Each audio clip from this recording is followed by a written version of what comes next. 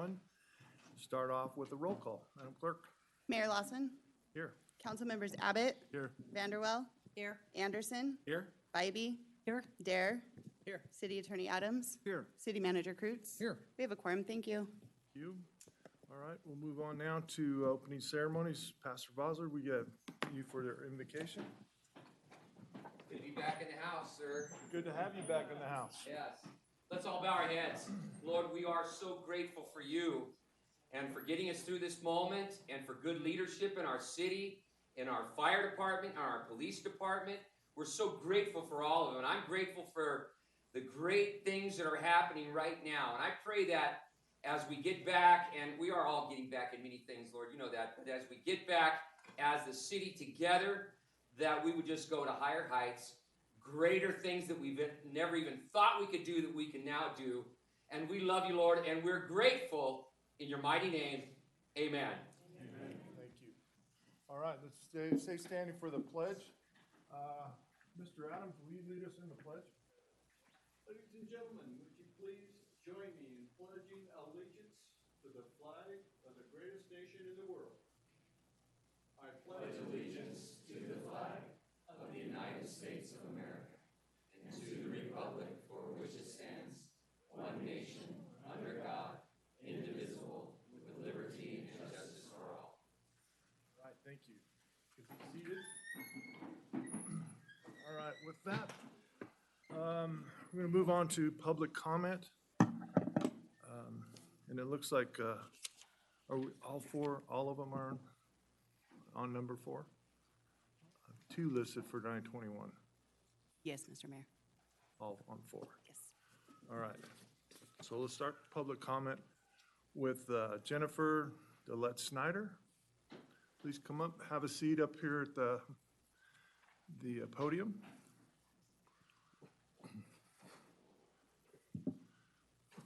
There are 2 of us, so we just came together. It's fine. Okay, thanks. Okay, thank you. Good afternoon. I'm Jennifer DeLette Snyder, Executive Director of Join Together Northern Nevada, a nonprofit substance abuse prevention coalition, and also a resident of Sparks. The timing of the marijuana drive-through topic is interesting since my agency is supporting an educational program this afternoon with Dr. Kenneth Finn, a Colorado physician and national speaker, who will be training local healthcare providers about dangerous drug-to-drug interactions that occur when patients are using marijuana. My agency collects and examines data relating to substance use issues, and I want to share a few key points. Marijuana use by middle school students rose 70% between 2017 and 2019 in Washoe County. These are 6th to 8th grade students. And we have more high school students in Washoe County reporting marijuana use as compared to the rest of the state and the country. This should be concerning to you since legalized marijuana is only for those over 21, and yet our youth are already gaining access to marijuana through dispensaries at even younger ages. Data shows that teens who use marijuana daily are over 60% less likely to complete high school than those who never use. They're also 7 times more likely to attempt suicide. What statistics would make a difference in your decision about allowing a drive-through dispensary? How about the costs associated with addictive drugs? Healthcare, lost worker productivity, crime, law enforcement, a need for foster care and homeless shelters? How about the hindrance of economic growth or having resources diverted from future city investments? These are societal costs paid by taxpayers, employees, and employers. As city council members, I believe you would like to advance the future of our youth and not stunt it by allowing for additional access to an addictive drug. When I think of a drive-through, I think of getting fast food and eating the fries as I drive away. Why would you want to provide faster access to marijuana with the potential of the person using it as he or she drives away? In Nevada, if a person is stopped while driving impaired, the person is first tested for alcohol use, and if he or she tests positive for alcohol, there's no test given to determine if the person has marijuana in his or her system. This is an interesting point since behavior questions on national surveys show that marijuana users often use alcohol as well. This means we don't know exactly how many people are getting DUIs that also have marijuana in their system. The marijuana industry has repeatedly said it wants to be treated like the alcohol industry, but Nevada doesn't allow for drive-through alcohol sales. So why should the city of Sparks allow a drive-through marijuana dispensary? As you ponder this, think of your children and grandchildren and what they're already exposed to, and ask yourself if you'd like them to have even greater access to marijuana. It's time to focus on being the solution and not fueling the problem of addiction. Thank you. Lee Fisher? Hi, so my name is Lee Fisher. I'm a resident of Ward 2, and I've lived here all my life, and I graduate this Friday from Sparks High School. Congratulations. Thank you. So, marijuana, it's an addictive drug. There's no denying it or hiding it. I already see kids my age and kids younger that have access to this, which is pretty confusing since it's only for 21 and older. And when I see the kids use marijuana, those my age and younger, they use it out of desperation. They think it's a way to solve their problems when it only delays it. They would rather push their problems away rather than facing it, like people do with drinking sometimes, like whether it's in a movie or something, the term like drinking our problems away. That's what they do when it comes to smoking instead. But as we know, underage drinking and smoking is not a good idea, especially when it just pushes your problems away. A drive-through dispensary, it would make it even easier for the customers and those underage to have access to this. And this allows for more leniency and more gray area concerning the consumers and those others who are using it. And who's to say that those in the drive-through cars are all over 21? Who's to say that the drivers are going to wait until they're home or not driving to smoke? Like Jennifer mentioned earlier, if I'm going to go through a drive-through and get some fries or whatever, I'm not going to wait until I'm home.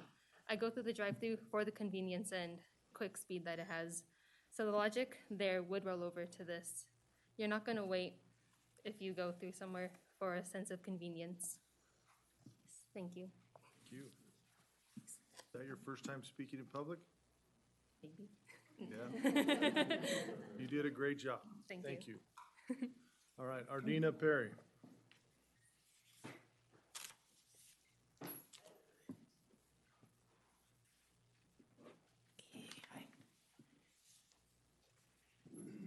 Thank you, I couldn't hear them. Can you all hear me? Yep. Okay, yeah. For the record, Ardina Perry, Goodwin Road and Sparks. I sent a letter and I assume all the council members got that. And I just kind of wanted to put a perimeter around the context of the letter. One, I'm very anti-marijuana drive-through, so we could put that right out in the front. That said, I used to grow dope, I used to sell dope, I used to smoke dope. That skirt's still here from the 60s. So for me, when I look at this, I'd like to see the city of Sparks actually back up and look at our policies on a lot of drive-through businesses. Because unless that parcel is built from the ground up with the intent of a drive-through, there's no way it doesn't infringe on other businesses. It's just the nature of it. You go to any, and I mean the donut shops, all this, so it's, but marijuana is like a touch different, like the folks behind me said. It's, when I was in business back in the day, many of my customers would sit out in the road in front of our house and finish their joint before they came up. And the difference between alcohol and pot is you don't get high off alcohol fumes. So I think we need to consider the characteristic that we're looking at when marijuana is smoked and the fact that it does go into the atmosphere. And we need to look at that because a lot of these cars are going to be off the business parcel. And other than that, I wish we'd look at general drive-through because I think it's gotten out of hand. If you can't get out of your car to go pick up your own blunt, you shouldn't be smoking it. That's just my thought. At some point, we need to have to look at the community as a whole and not just as a single business. And so maybe sometime in the future, if we want to look at it on a case-by-case basis, but when we're trying to do infill and what have you in older Sparks and use some of these existing properties, they're not even built for it. They're not even built for it. They've got no place to line up their cars but the next street. So that's it for me. Thank you for hearing that. Thanks, Ardina. Anyone else in the public wishing to speak at this time?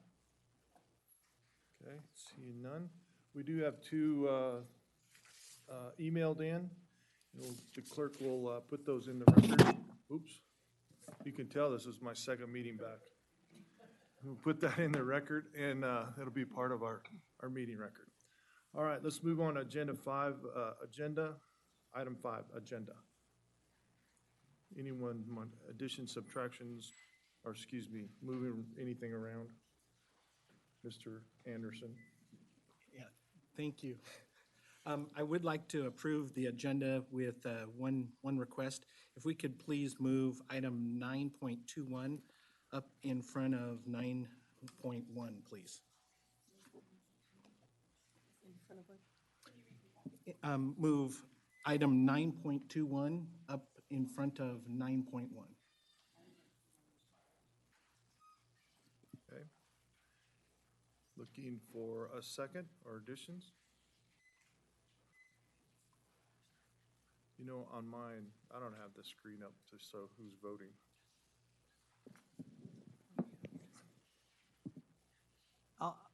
This is a new system for us too, folks, so. Mayor, I won the race, so I'll go ahead and I'll move to approve the agenda with moving 9.21 before 9.1. Okay, so I got I'll second. a motion by Councilman Anderson, a second by Councilman Dare. I got a third by Councilwoman Vanderwell. We're gonna make sure it's done. I think we got it. Do you need a fourth? All right. All those, please vote. Excuse me. We don't have our screen. It's just opening up for the second. Yeah.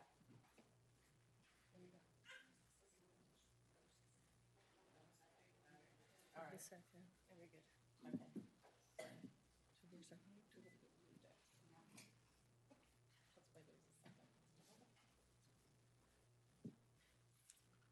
Okay.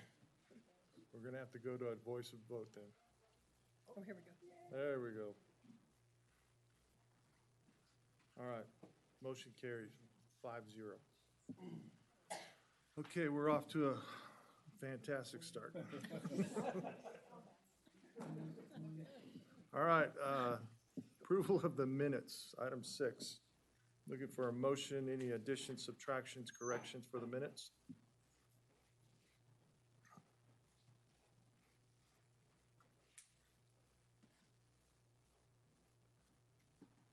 Okay, got a motion by Councilwoman Bybee, second by Councilwoman Vanderwell. All those, well, please vote. There we go. I got to change that whole habit of a year and a half of conducting meetings. I'm waiting for Mr. Dare to vote. Mr. Mayor, Councilwoman Bybee should state her motion, please. To state your motion. Oh, thank you. I move to approve the minutes of the Sparks City Council meeting for May 24th, 2021, for the record. All right, motion carries 5-0. We're going to get there. Who's the second? So, yeah, we missed the second. Can we go back and do the Oh, second? he's got to record the second. I'll second. Now we can. He's gonna, Now we're moving on. Okay, on to item 7, announcements, presentations, recognition items, and items of special interest. And let's start with 7.1, Juneteenth Day. We have someone here, Stephanie. Ms. Bybee is going to read this proclamation for you, and then we'll ask you to say a few words at the end. Thank you, Mr. Mayor. Whereas on January 1st, 1863, President Abraham Lincoln issued the Emancipation Proclamation, declaring that all persons held as slaves within any state or designated part of a state, the people whereof shall then be in rebellion against the United States, shall be then, thenceforth, and forever free. Whereas more than 2 years passed before June 19th, 1865, when Union Major General Gordon Granger and his regiment arrived in Galveston, Texas, and the news that slavery had been abolished reached African Americans who were still enslaved there. And whereas since June 19th, 1865, Juneteenth Independence Day has been one of the most recognized African American holiday observances as the oldest national commemoration of the ending of slavery, and is also known as Emancipation Day, Freedom Day, Juneteenth, National Freedom Day, and Juneteenth. whereas Juneteenth recognizes African American survival of the unknowable adversity and hardships of slavery through strength and determination, and commemorates the day when the last slaves in the United States were finally free. And whereas historical documents indicate African Americans were business and property owners in Virginia City by 1866 and contributed to the early mining and development of the Silver State and construction of the Hoover Dam. And whereas despite the significant historical and modern achievements of African Americans and other people of color still face many hardships that hinder realizing our nation's promise of life, liberty, and the pursuit of happiness. And whereas Juneteenth is an important opportunity to reflect on and renew our commitment to the work that remains ahead to end inequity, and whereas on Juneteenth, we are reminded to honor and celebrate the achievements and contributions of African Americans have made and continue to make to the city of Sparks, the state of Nevada, and our nation. Now, therefore, on behalf of Ed Lawson, Mayor of the city of Sparks, we do hereby proclaim June 19, 2021 as Juneteenth Day.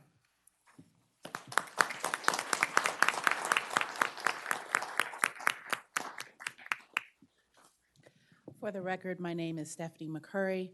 I am the current president of the Reno Sparks NAACP chapter here in Reno Sparks.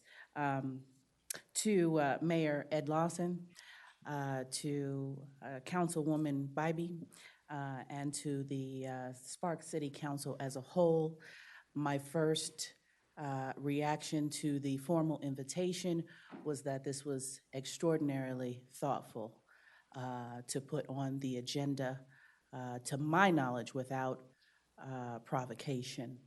And so I thank you for recognizing, and I'm going to make it personal, our holiday, and making that proclamation and putting it in the record for City of Sparks. Councilwoman Bybee, you took all the words out of my mouth. I had all of that prepared. So I'm winging it because I had all the history written down. It is personal for me. I still have current family in Texas. My father is from Texas. My aunt is still there and owns 10 acres. And I would like to think that my own ancestors or those that came before me received that word. And we call that word in our community joy.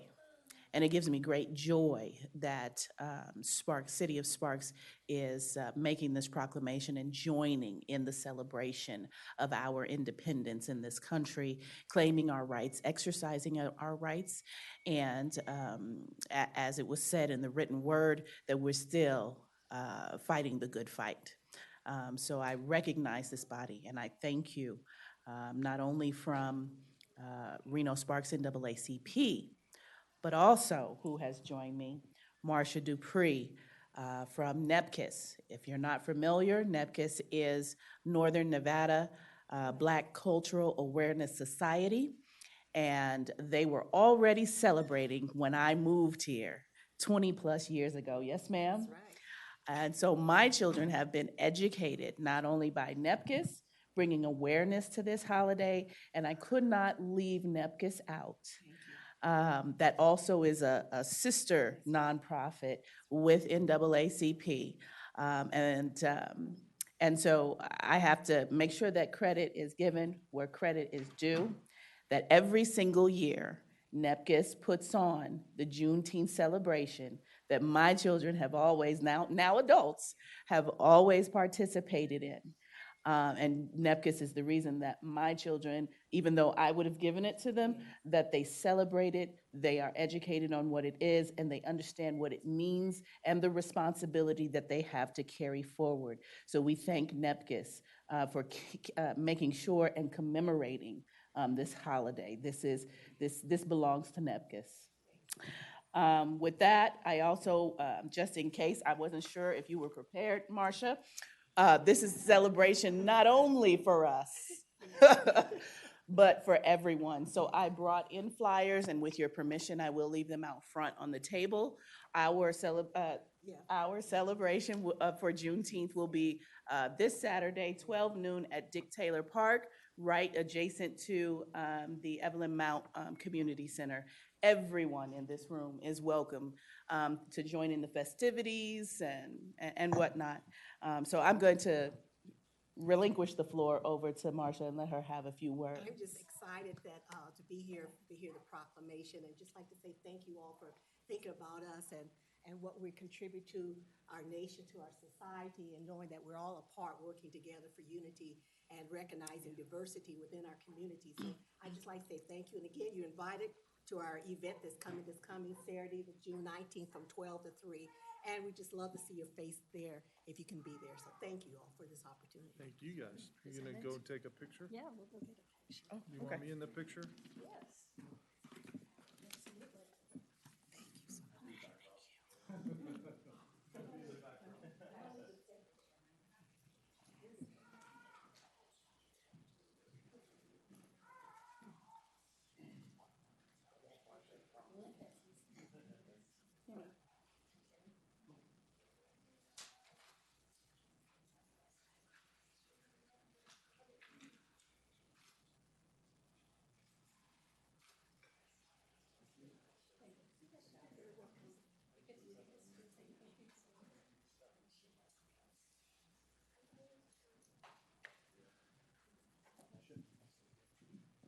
Mayor, can I say something?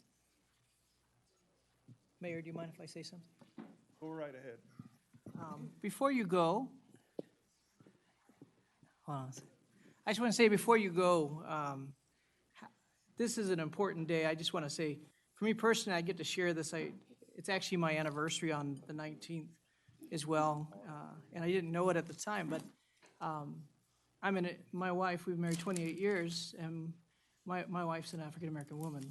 And I want to say, for me personally, watching all the different things that have unfolded and happened, and I love that our city stands on this. But for me, I can just tell you, it means so much. So thank you for being here, and thank you for being here.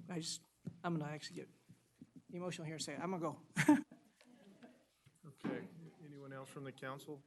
And I want to tell you that this was without provocation.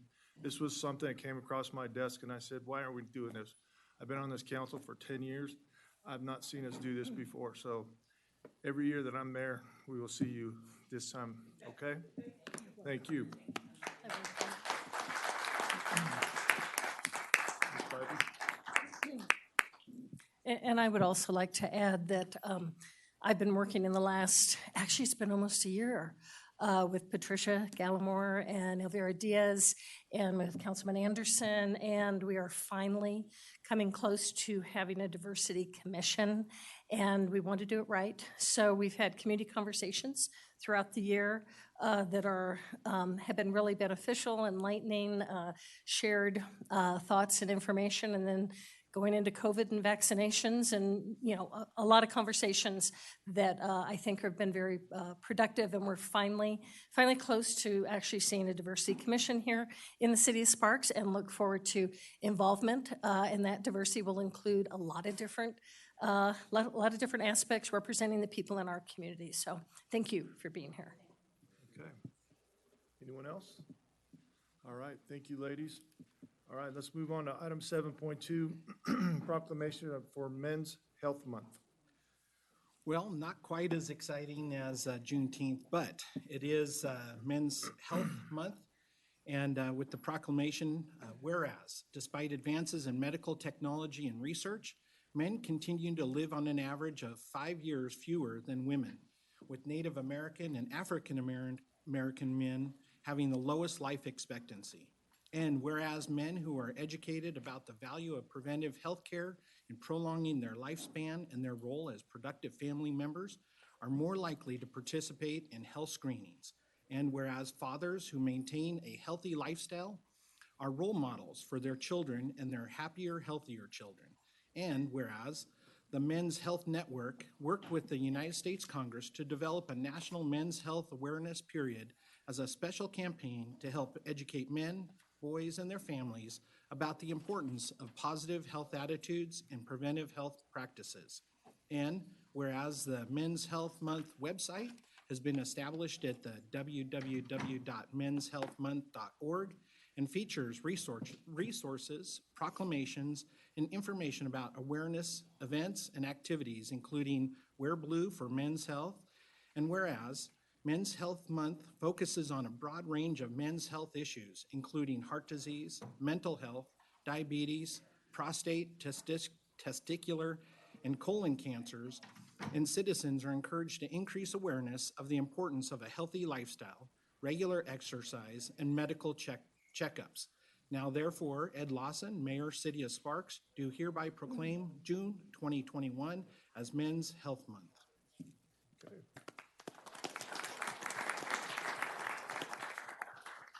Well, we didn't have anyone here for that one, okay? 7.3, commendation Sparks High School and our resident Sparks High School councilman here, Mr. Abbott. Yeah, if we can have Jasper and Chris just come up here and I'll read this in, and we'll go from there. Thank you both for coming down today. I appreciate it. We'll start with you, Jasper. So whereas Jasper Milgar Pinto, a senior at Sparks High School, recently won the regional championship for shot put with a throw of 46 feet. Whoa. Placed third in the sorry, Chet. Placed third in the region. Yes, I agree.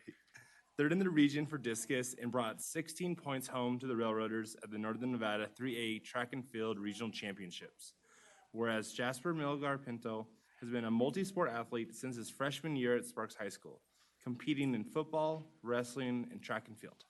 Whereas in 2019, Jasper Milgar Pinto took state runner-up in wrestling and was part of both the state qualifying 4x100 meter team and runner-up track and field team. And whereas this year, Jasper Milgar Pinto was honored as Lineman of the Year for the Northern Nevada 3A West League. And whereas after graduating from Sparks High School, Jasper Milgar Pinto plans to attend college and law school and become a lawyer. Now, therefore, on behalf of Mayor Ed Lawson, I do hereby join with the City Council in commending Jasper Milgar Pinto for his recent wins at the Northern Nevada 3A Track and Field Regional Championships and wish him success in all of his future plans.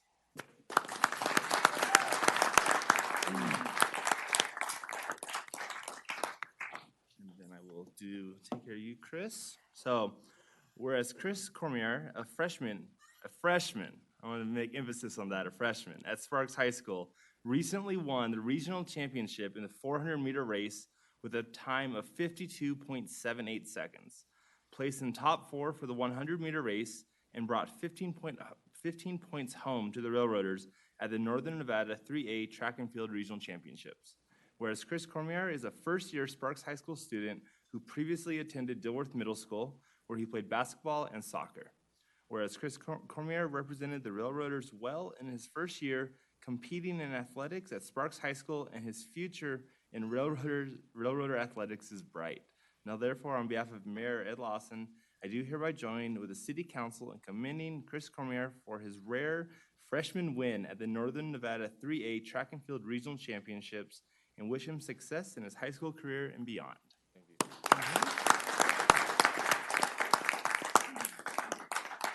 Do you guys want to say a few words?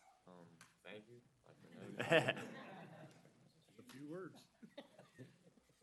Yeah, I just want to say thank you because like all 4 years of Sparks High, I pretty much just dedicated my whole 4 years into my academics, but most importantly into my athletics. And getting this achievement just meant a lot to me. And like playing all these sports like football, wrestling, and track, like doing all those helped me like be better in the sport after that or the sport previous to that. And I just want to say thank you because without sports, like I don't know what I'd be doing right now. Congratulations. Thank you.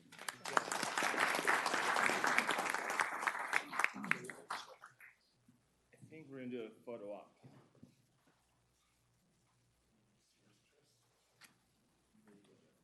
Are you coming down, Wilson? I'm coming. Here to serve.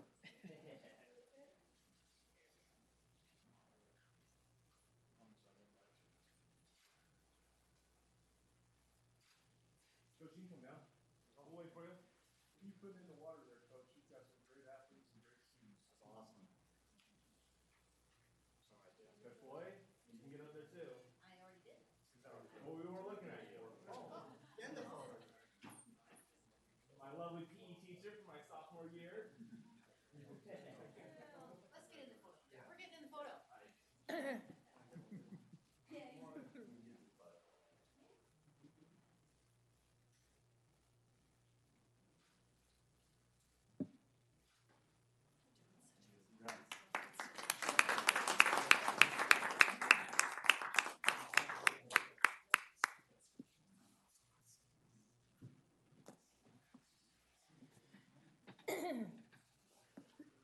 Okay, let's move on to consent items. Anyone wishing to take a consent item out of order? If not, I am looking for a motion. I got a motion by Ms. Vanderwell. Will you read it, please? I move to approve consent items 8.1 through 8.3 as submitted. And a second by Mr. Anderson. I will second the motion. Okay. Any further discussion? Seeing none, please vote. Motion carries unanimously, 5-0. All right, as previously stated, we moved item 9.21 up to the very first item. Who's going to present this, Mr. Cruz? Mr. Rundle, Urington's finest.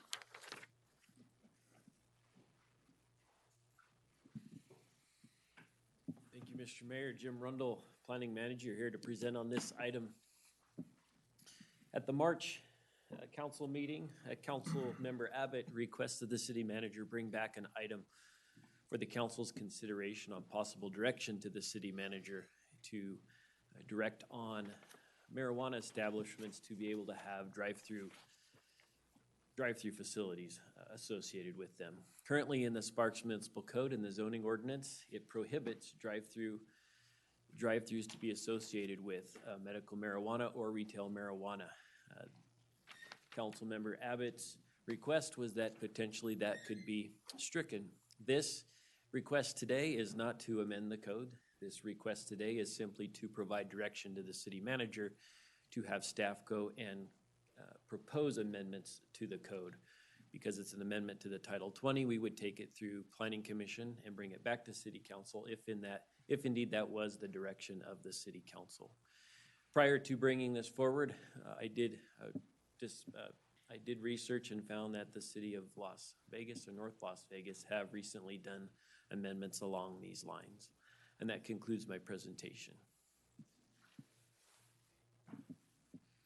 Questions from the council?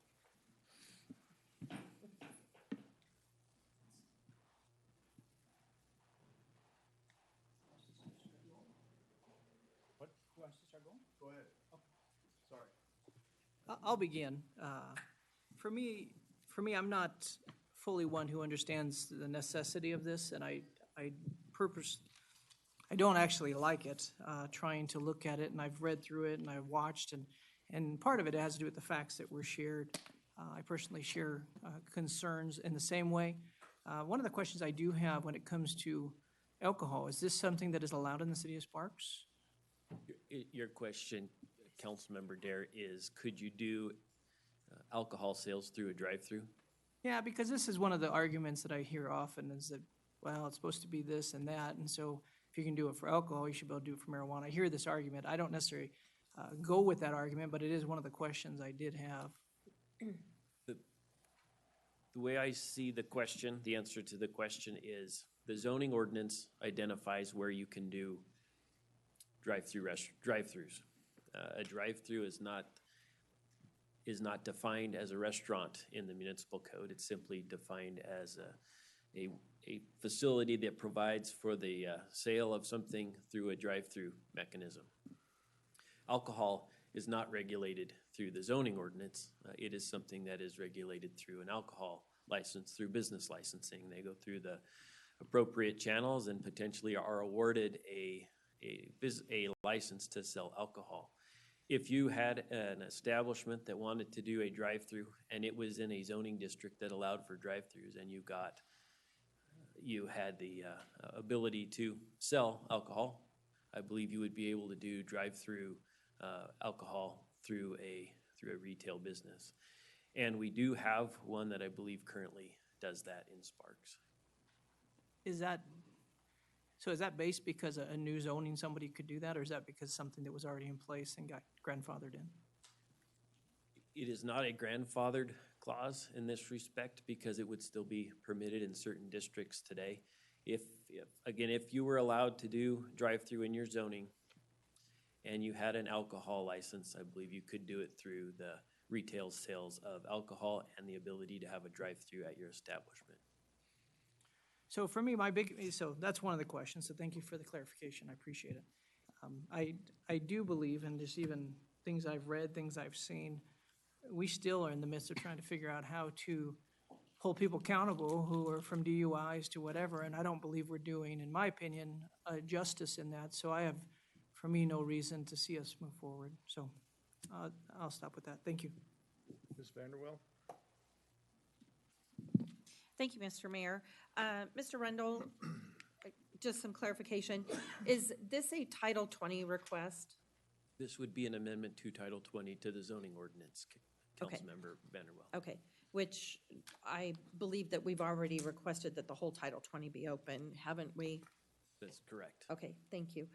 And then just one follow-up, because in doing research for this agenda item, the dispensaries have the ability for in-store walk-up, pickup and delivery. So I don't understand if this is going to benefit their business or not. So that's just a statement on that. Ms. Bybee? Thank you, Mr. Mayor. This is a tough item for me. I know that marijuana, recreational marijuana, was legalized in the city several years ago. In my ward, Ward 4, we were the only ward that voted no by 10%. So I am representing my constituents in Ward 4, as well as personally, I really take issue with and have had grave concerns about marijuana for a number of reasons. We still, even though marijuana has been legalized across the country for several years, there still is not a good metric to measure the level of THC in someone's system doesn't necessarily measure impairment. So there's not a good way to even measure impairment like we have with alcohol. So people driving under the influence of marijuana and or alcohol, the alcohol would show up, but the marijuana would not. I think it's a dangerous combination, and I think our young lady who spoke earlier of kids in a car, that you don't know what the age of anybody in the car is. And I think it is kind of when you pick up something drive-through, you're usually consuming it, in between wherever you're going. So, and that would hold for alcohol, which I don't support drive-through alcohol either. But for the marijuana, the fact that it's such an increasing accessibility to it. And I understand during the pandemic, they did have curbside like everybody else did because of the restrictions with COVID. But this is different. This makes it too easy, too accessible, and I cannot support this change. So thank you. Mr. Abbott? Yeah, do we still allow pickup, even though we're after the pandemic? Are they still able to do curbside, I mean? I don't know the answer to that. Sorry, Councilmember Abbott. No problem, Jim. I'll let it go, Paul. All right, Mr. Anderson? Yeah, that's what was going to be my question, is just making sure that I understood. I mean, yes, you can walk in the store. I thought that you could also get it delivered out to you, as well as you can also get it delivered to your home. And I guess with that being said, I don't believe that we need to take any other steps to make it more accessible.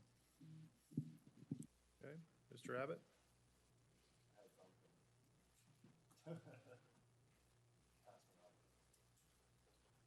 Okay. Any other comments? And we're, okay, go ahead. Came back to me. My millennial mind's a little slow. I get all the comments, and I look at a bank, and how a bank I can withdraw $2,000, no problem, and get it, and someone can run up and get $2,000 from me. At a dispensary, you can buy an ounce, $200 to $300. People can theoretically be robbed walking with that product or with that money. I think we're looking at safety issues where I come down to it. I respect all you guys' opinions. I know you guys stand on the product as itself. I get that. But right now with curbside, I found out the answer is, it is yes. We do allow that right now. That I'm looking at more of a safety for the employees and as well as the patrons that are purchasing the product, so. Okay. Anyone else?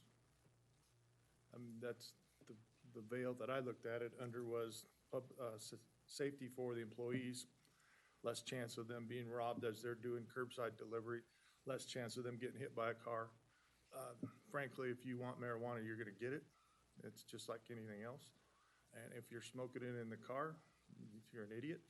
Just like drinking and driving, you're an idiot. But I'm obviously, the mayor doesn't get the vote, so you got my opinion, and we'll do with it as we see fit. But we're kind of taking things out of order a little bit because we normally don't allow comments on each individual item, but since we're new back, I am going to take a comment on a 9.3 later, but I'm going to open this up for anyone in the public wishing to comment at this moment. If they're, Mr. Chief, do you want to speak? Come on. Did you fill out a comment card? Come on. Busted. Following the law. State your name for the record, please. Mr. Mayor and Council, for the record, Chris Crawforth, your police chief.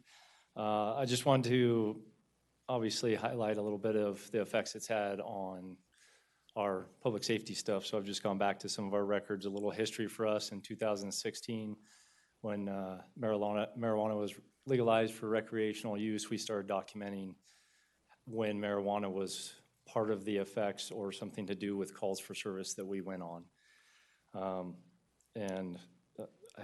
From my belief is that we've definitely seen, obviously what you folks have spoken to, is we've seen more access to it, very accessible.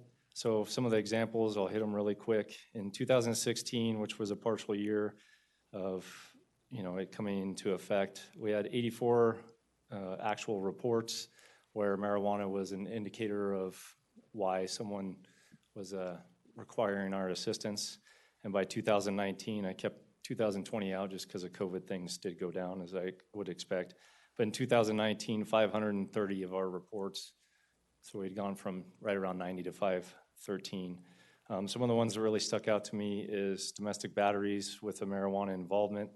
In 2016 was at 15, and it went from up to 44, 42, and then 25 in 2019. DUI specifically related to marijuana, we had one DUI related to marijuana in 2016, and in 2019 we had 31. So the last 3 years prior to that were in the 30s as well. The one that really sticks out to me was runaway calls for service related to marijuana issues. Kids, somehow that was involved in the reason for them not wanting to be home. We had 0 in 2016, 19 calls for service in 2017, 18 in 2018, and 11 in 2019. So I just wanted to provide that because obviously I'm the public enforcement side for you folks, so I just wanted you to see that it has affected some of our sides of things. So that's all I had for you. Thanks, sir. Thank you. All right, anyone else in the public wishing to speak? All right, seeing none, then we'll move on to a motion. Or not. We'd have to do a not motion, right? No, We don't have to do a it motion. would fail fail for direction by lack of a motion. All right. Okay, Mr. Abbott. I move to direct the city manager to draft proposed, sorry, I didn't click move. To draft proposed amendments to section 20.03.025, medical marijuana dispensary, and any other applicable sections of the Sparks Municipal Code to allow medical marijuana dispensaries to operate drive-through windows for the sale and dispensation of cannabis products. Okay, looking for a second? Okay, motion dies for lack of a second. That's that. All right, moving on. Let's move on to 9.1. Consideration, discussion, and possible approval of the mayor's appointment to the Arts and Culture Advisory Committee for a partial term ending November 1st, 2021. Mr. Kreutz. Good afternoon, Mayor Lawson and members of the City Council. For the record, Neil Kreutz. Happy to be back in front of you in person again. It's been a long time, and it's exciting to be face-to-face again. As intimidating as this table can be sometimes, it's interesting, as if I digress here for a few seconds, sitting over there where I normally sit and sitting here, it's a far different feel, and I'm only 10 feet from where I normally sit. But that said, Mayor Lawson is forwarding a recommendation of Casey Graham as his nomination to the Arts and Culture Advisory Committee and asks that the council approve it. With that, I'll be happy to answer any questions. Looking for a motion or questions for the manager? I got Ms. Bybee. I move to approve the mayor's appointment of Casey Graham to the Arts and Culture Advisory Committee for partial term ending November 1st, 2021. Mr. Anderson? I'll second the motion. Okay, got a motion and a second, although I'm still getting that. All those in favor? Please vote. Motion carries unanimously. Thank you. Thank you. And I didn't take public comment. Is there anyone who wanted to speak on that item? All right, seeing none, we're going to move on to 9.2. Consideration, discussion, and possible direction to the city manager regarding proposed initiatives to address equality, inclusion, and diversity in the city of Sparks. Ms. Allison McCormick. Good afternoon, Mayor Lawson and City Council. For the record, I'm Allison McCormick, your Assistant City Manager for Management Services. I'm before you today seeking direction on proposed initiatives regarding equity, inclusion, and diversity. In July of 2020, City Council directed the City Manager to take steps to establish a diversity commission for the City of Sparks. Since that time, staff has attended trainings, received advice from consultants, and gathered information on what other jurisdictions are doing in the equity and cultural competency fields. Based on that initial work, staff is working on 3 separate but closely related initiatives to address equity, inclusion, and diversity in the city. First, staff is working on drafting a mission, vision, and values statement regarding those topics. Staff will seek community feedback on that draft and then seek council's feedback. Second, staff is planning for cultural competency trainings for all city employees. And by that, I mean every city employee in every department in the city. Additional training will also be provided to employees who are regularly involved in performance reviews, interview panels, or who make discretionary decisions that affect individual members of the public. Third, staff is working on a resolution to establish the City of Sparks Equity and Inclusion Advisory Board. Council's original direction to the city manager was to establish a diversity commission, but in doing that initial work in the fields of cultural competency and equity that staff has started to do, staff believes that diversity is not exactly the end goal. It's more of an essential means to reaching those end goals of equity and inclusion for all. For that reason, we are recommending that the board's name reflect those goals and be called the Equity and Inclusion Advisory Board. Staff proposes that the board consist of 7 members, 1 appointed by each council member and then 2 appointed by the mayor. Staff recommends that these members serve 2-year terms with a 2-term limit so that new voices can continue to be heard over time. However, we are proposing that the initial members serve a mix of 2-, 3-, and 4-year terms so that not all members' terms expire at the same time. Staff also recommends a robust application process consisting of a questionnaire, interviews, and non-binding staff recommendations for each seat on the board. We recommend that process to ensure, 1, that members are interested in pursuing equity and inclusion in the City of Sparks, and 2, that the board represents a broad mix of people from diverse backgrounds. And when we say diverse backgrounds, I mean racial and ethnic differences, differences in gender identities or expressions, differences in sexual orientation, differences in abilities or socioeconomic status, and other factors that affect the members of our community. Once the board is established, staff anticipates that one of its first tasks will be to provide feedback and ultimately a recommendation to council regarding that mission, vision, and values statement that I mentioned before. Staff is seeking council's direction to either proceed as I've described here or with changes that the council deems necessary. And with that, I'm happy to answer any questions. Questions from the council? Ms. Vanderwell? Thank you. Ms. McCormick, I just have a really quick question regarding the application process. So will we, as city council people, will we be allowed to see all applicants' applications also so that we know who in our ward is applying and things like that? Yes, yes. Okay. I anticipate that, that staff would receive the applications, review them, conduct interviews with all the applicants, and then provide a recommendation, but provide each council member or the mayor, as the case may be, the packet of all the applications that were received for that seat. Okay. Are we able as council members, if you're doing interviews, to sit in on our wards? If that is the direction from the council, absolutely. Okay, thank you. All right, Ms. Bybee.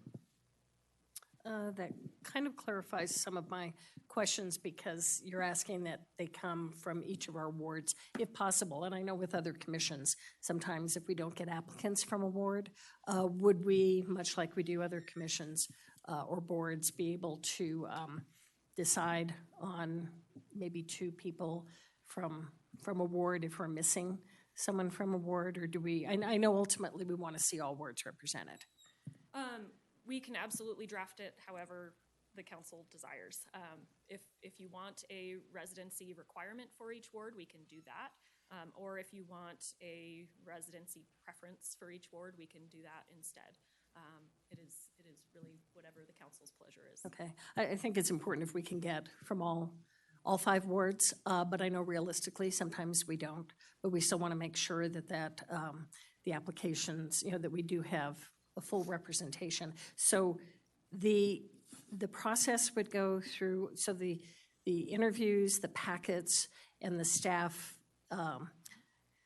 basically vetting or going through, will you take applications and then eliminate some and only present to each council member who we have from our ward or who you recommend? And I know it's still up to us who we choose, but how is that process going to work? I mean, will we see the full application packet and pool?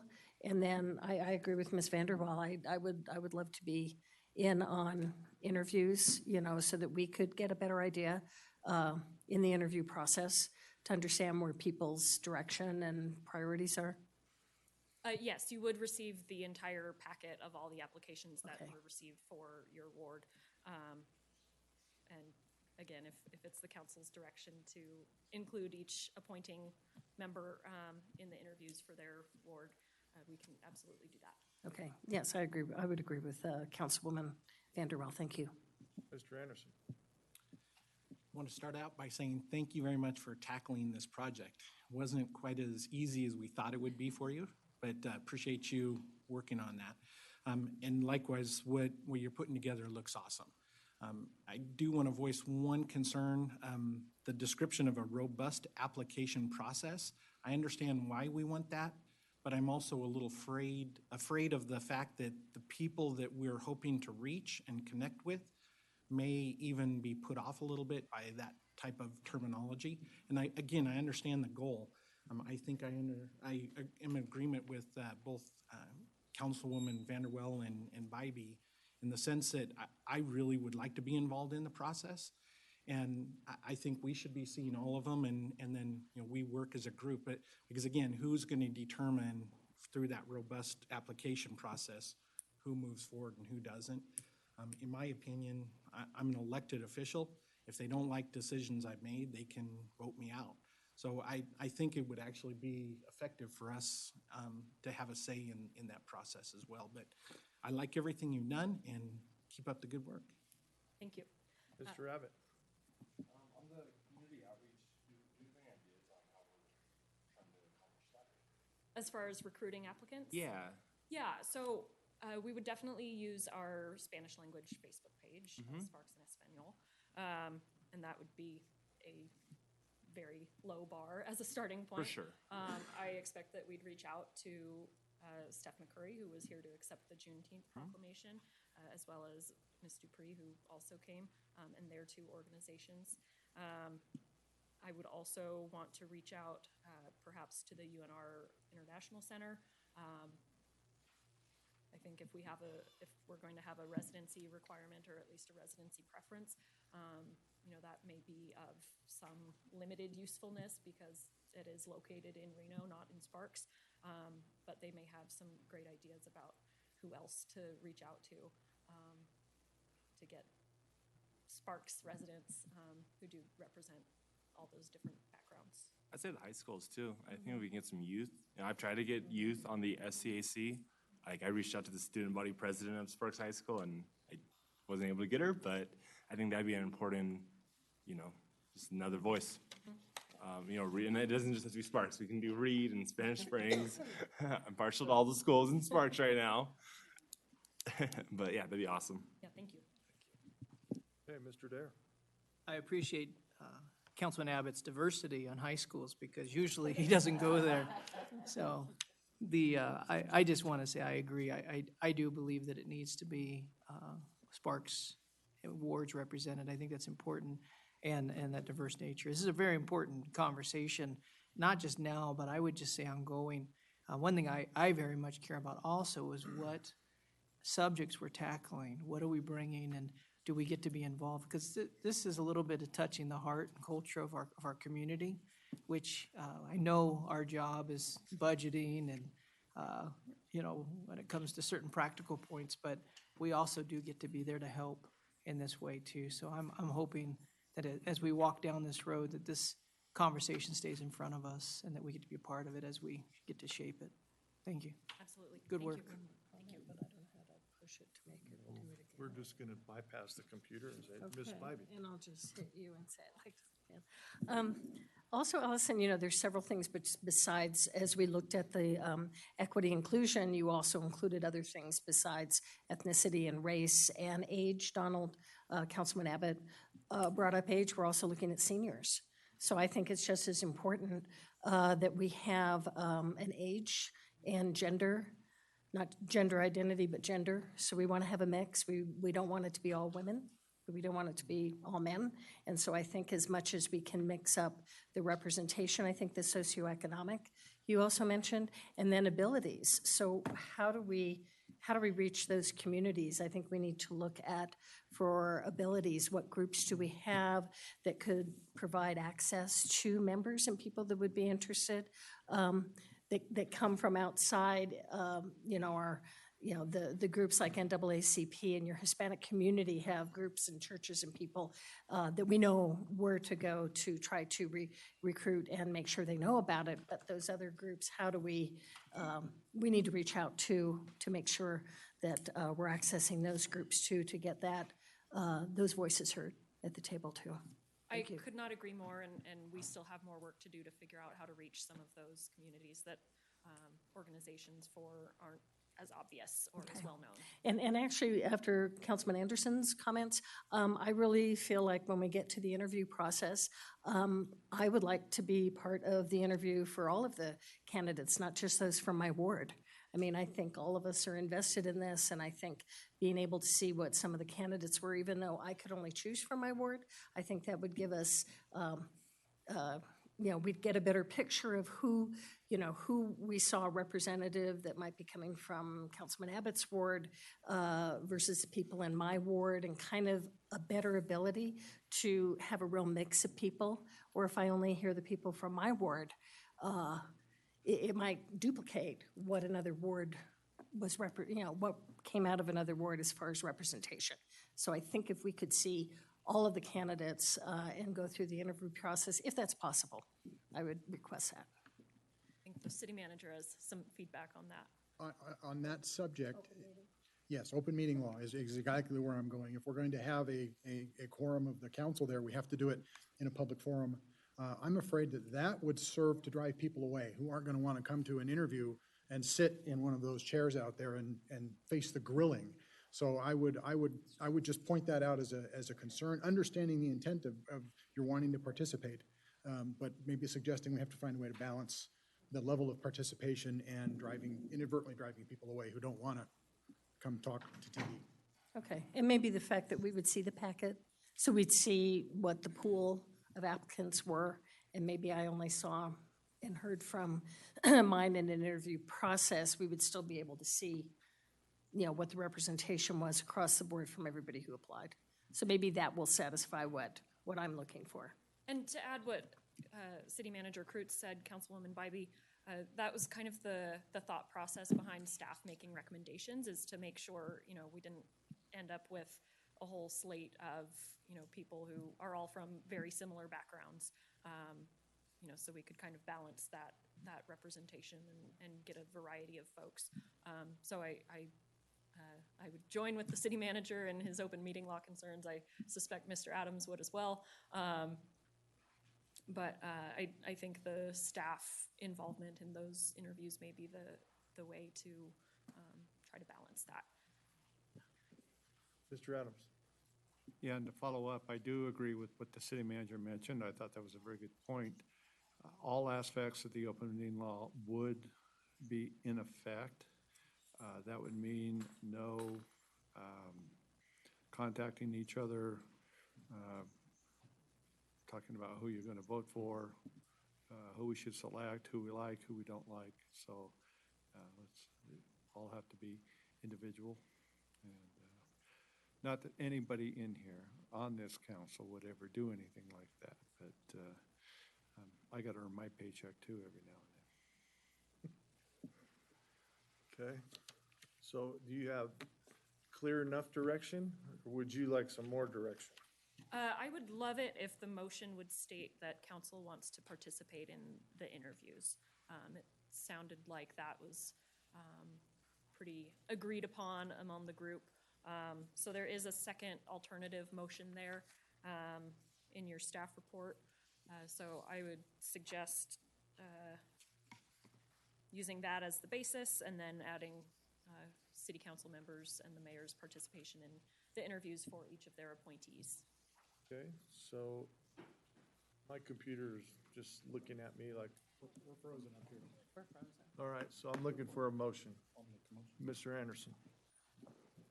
I move to direct the city manager to proceed with the proposed initiatives to address equity, inclusion, diversity in the city of Sparks with the following changes, and that would be to allow each city council member to view and be involved in the process for their ward.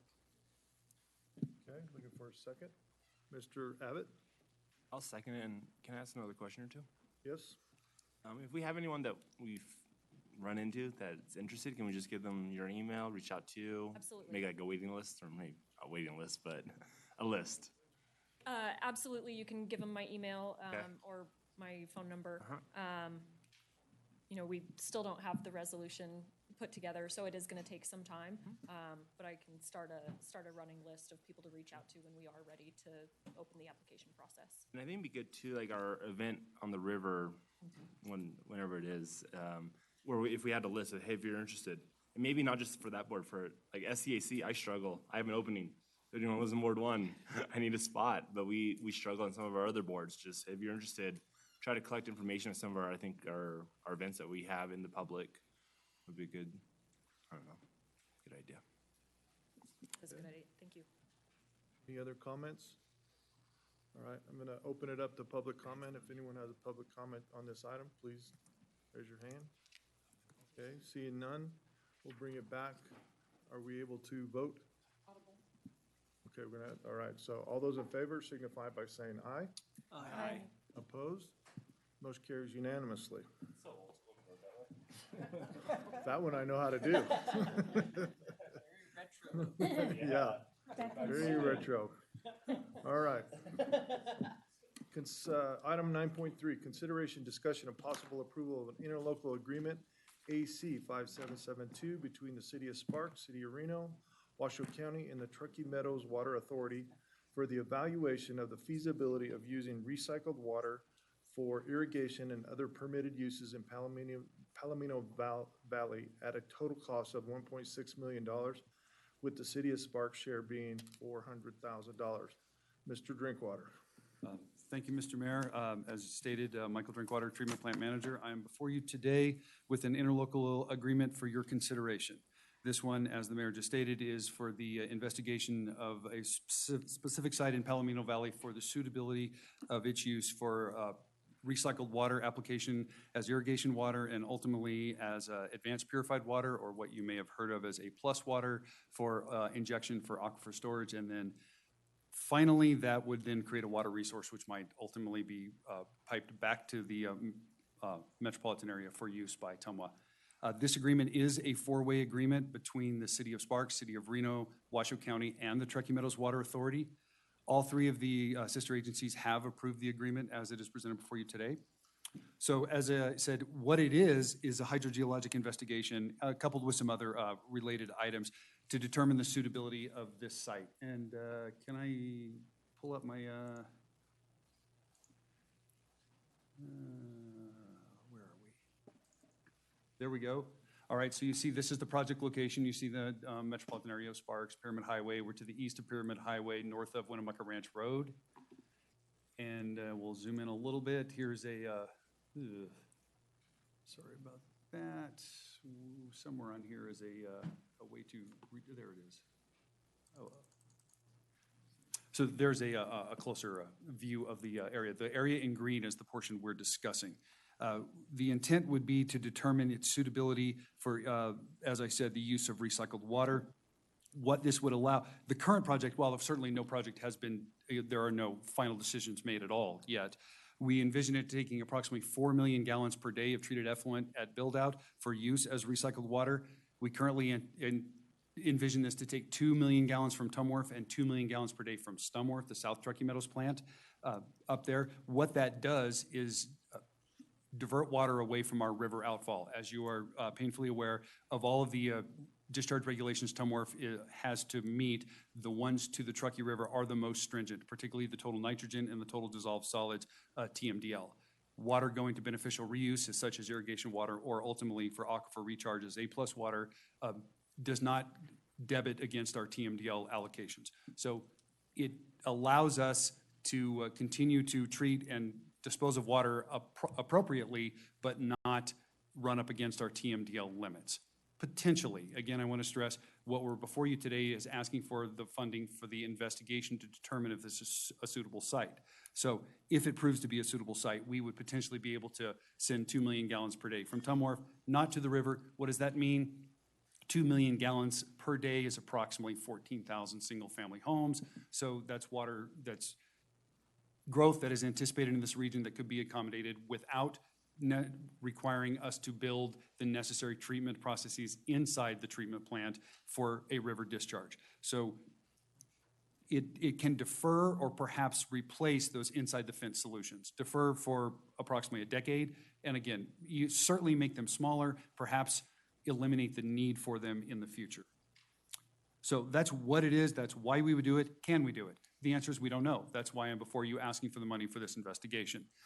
Recall that anytime you're into the groundwater regime, there's a lot, you can't see it, and there's a lot of inferred conclusions, not so many expressed conclusions. We would use this money to do the necessary hydrogeologic investigations, the studies to determine not only is there capacity in the aquifer, which we believe there is, unlike a site that we studied a couple of years ago, Bedell Flat, you've probably heard us talk about. This particular site has been under irrigation for approximately 45 years. So there's a reasonable expectation that there's a groundwater deficit. That capacity in the aquifer is capacity that we could potentially fill with effluent. The Bedell Flat project, as you said, that's north of the Cold Springs area. We had a similar, we being the regional effluent management team, thought that might be a suitable site for a similar project a couple of years ago. We did a similar investigation. That did not manifest. It turns out that that is an inappropriate site because the aquifer is completely full. There's no capacity there. So there are surprises when you start doing these investigations, absolutely, which is why we want to do this. We also need to identify certain potential deal killers. There are potential constituents, naturally occurring constituents in the ground, in the soil, that could be mobilized in an injection project, such as arsenic, fluoride, fluorine, nitrate, which actually is not natural, but it's a residual product of the agricultural operation over the last 44 years or so. We need to know what the fate of those particular constituents would be. Would they ultimately be a problem for the drinking water aquifer? Right now, we don't know. We estimate once begun, this investigation will take approximately 10 months, and it will result in a report that would inform the final question of this is, should we do it? That's a policy question. And if approved today, we will get underway, so give us a little buffer time to get up to speed. A year from now, we would be before the various elected bodies, such as yourselves, with the conversation of, we know what we can do, we know approximately what it will cost to do the Palomino Valley project. We also know what it costs at a planning level. We know what treatment at Tumworth costs. We can do the cost-benefit analysis for you and ultimately ask for direction. Is that something that the city of Sparks sees value in and having us pursue? And I would point out at this point, once the investigation is done, it could be the city of Sparks and any subset of the 4 entities. It wouldn't necessarily be all 4. Perhaps one of the entities would not see value in it, where the other 3 would. And so at that point, 3 of the entities might proceed with an actual project. So no decisions have been made at this point. The current interlocal agreement does contemplate splitting the cost of the investigation 4 ways. As the mayor said in announcing the item, it's $1.6 million total, $400,000 per agency. It was divided equally for 2 reasons. One, frankly, expediency. We wanted to get it underway, and so we just thought the directors who negotiated this thought it was just makes sense at this point to split it 4 ways equally. The second is, ultimately, if something gets built, we cannot at this point predict which entity how much relative benefit might accrue to each entity. Perhaps Sparks or Reno or Washoe County disproportionately earns benefit of the ultimate project. And perhaps at that point, certainly those costs would be apportioned appropriately. But right now, without that information, it just made sense to split the cost evenly 4 ways. So with that, if approved, TUMWA will be the lead agency. Any subconsultant agreements or contractor agreements will go through TUMWA, and we, of course, would reimburse them. The city staff would participate in all the meetings, the direction to the contractors, meetings with regulators to discuss potentially what permits might be necessary in the ultimate project, and so on. So City Spark staff would participate in all of those conversations, as would representatives from the other entities. Do need to point out, while there is adequate funding in the sewer fund for this, this was not an anticipated project, and therefore there is not a line item in the FY22 CIP. So if approved, again, there is adequate funding in reserves. The Finance Department would, at a future meeting, bring forward a budget augmentation to true that up. With that, I'm happy to answer any questions. Questions from the council? You're gonna just have to speak up for me. Thank you. I'm getting some tech assistance here. Mr. Dare. Thank you, sir. This is something I just want to say for everyone. We all get to serve on a lot of boards, and so myself and Paul are in Tumwa. We've been through this and heard it, and it was close to unanimous in the sense of being supported. And I want to just talk about why I like this and responsibility-wise is I think we are definitely looking into the future, trying to find our best answers before we go spend an amazing amount of money on something that if we can save. And the other piece of this, can you talk for a moment to the emergency potential water aquifer? I think you mentioned it, but with the aquifer, us having another potential resource for emergency water in the future, because I think that's part of our responsibility that we're talking about potentially. Obviously, we don't know a lot of things. Do you mind talking to that for a second? Not at all, sir.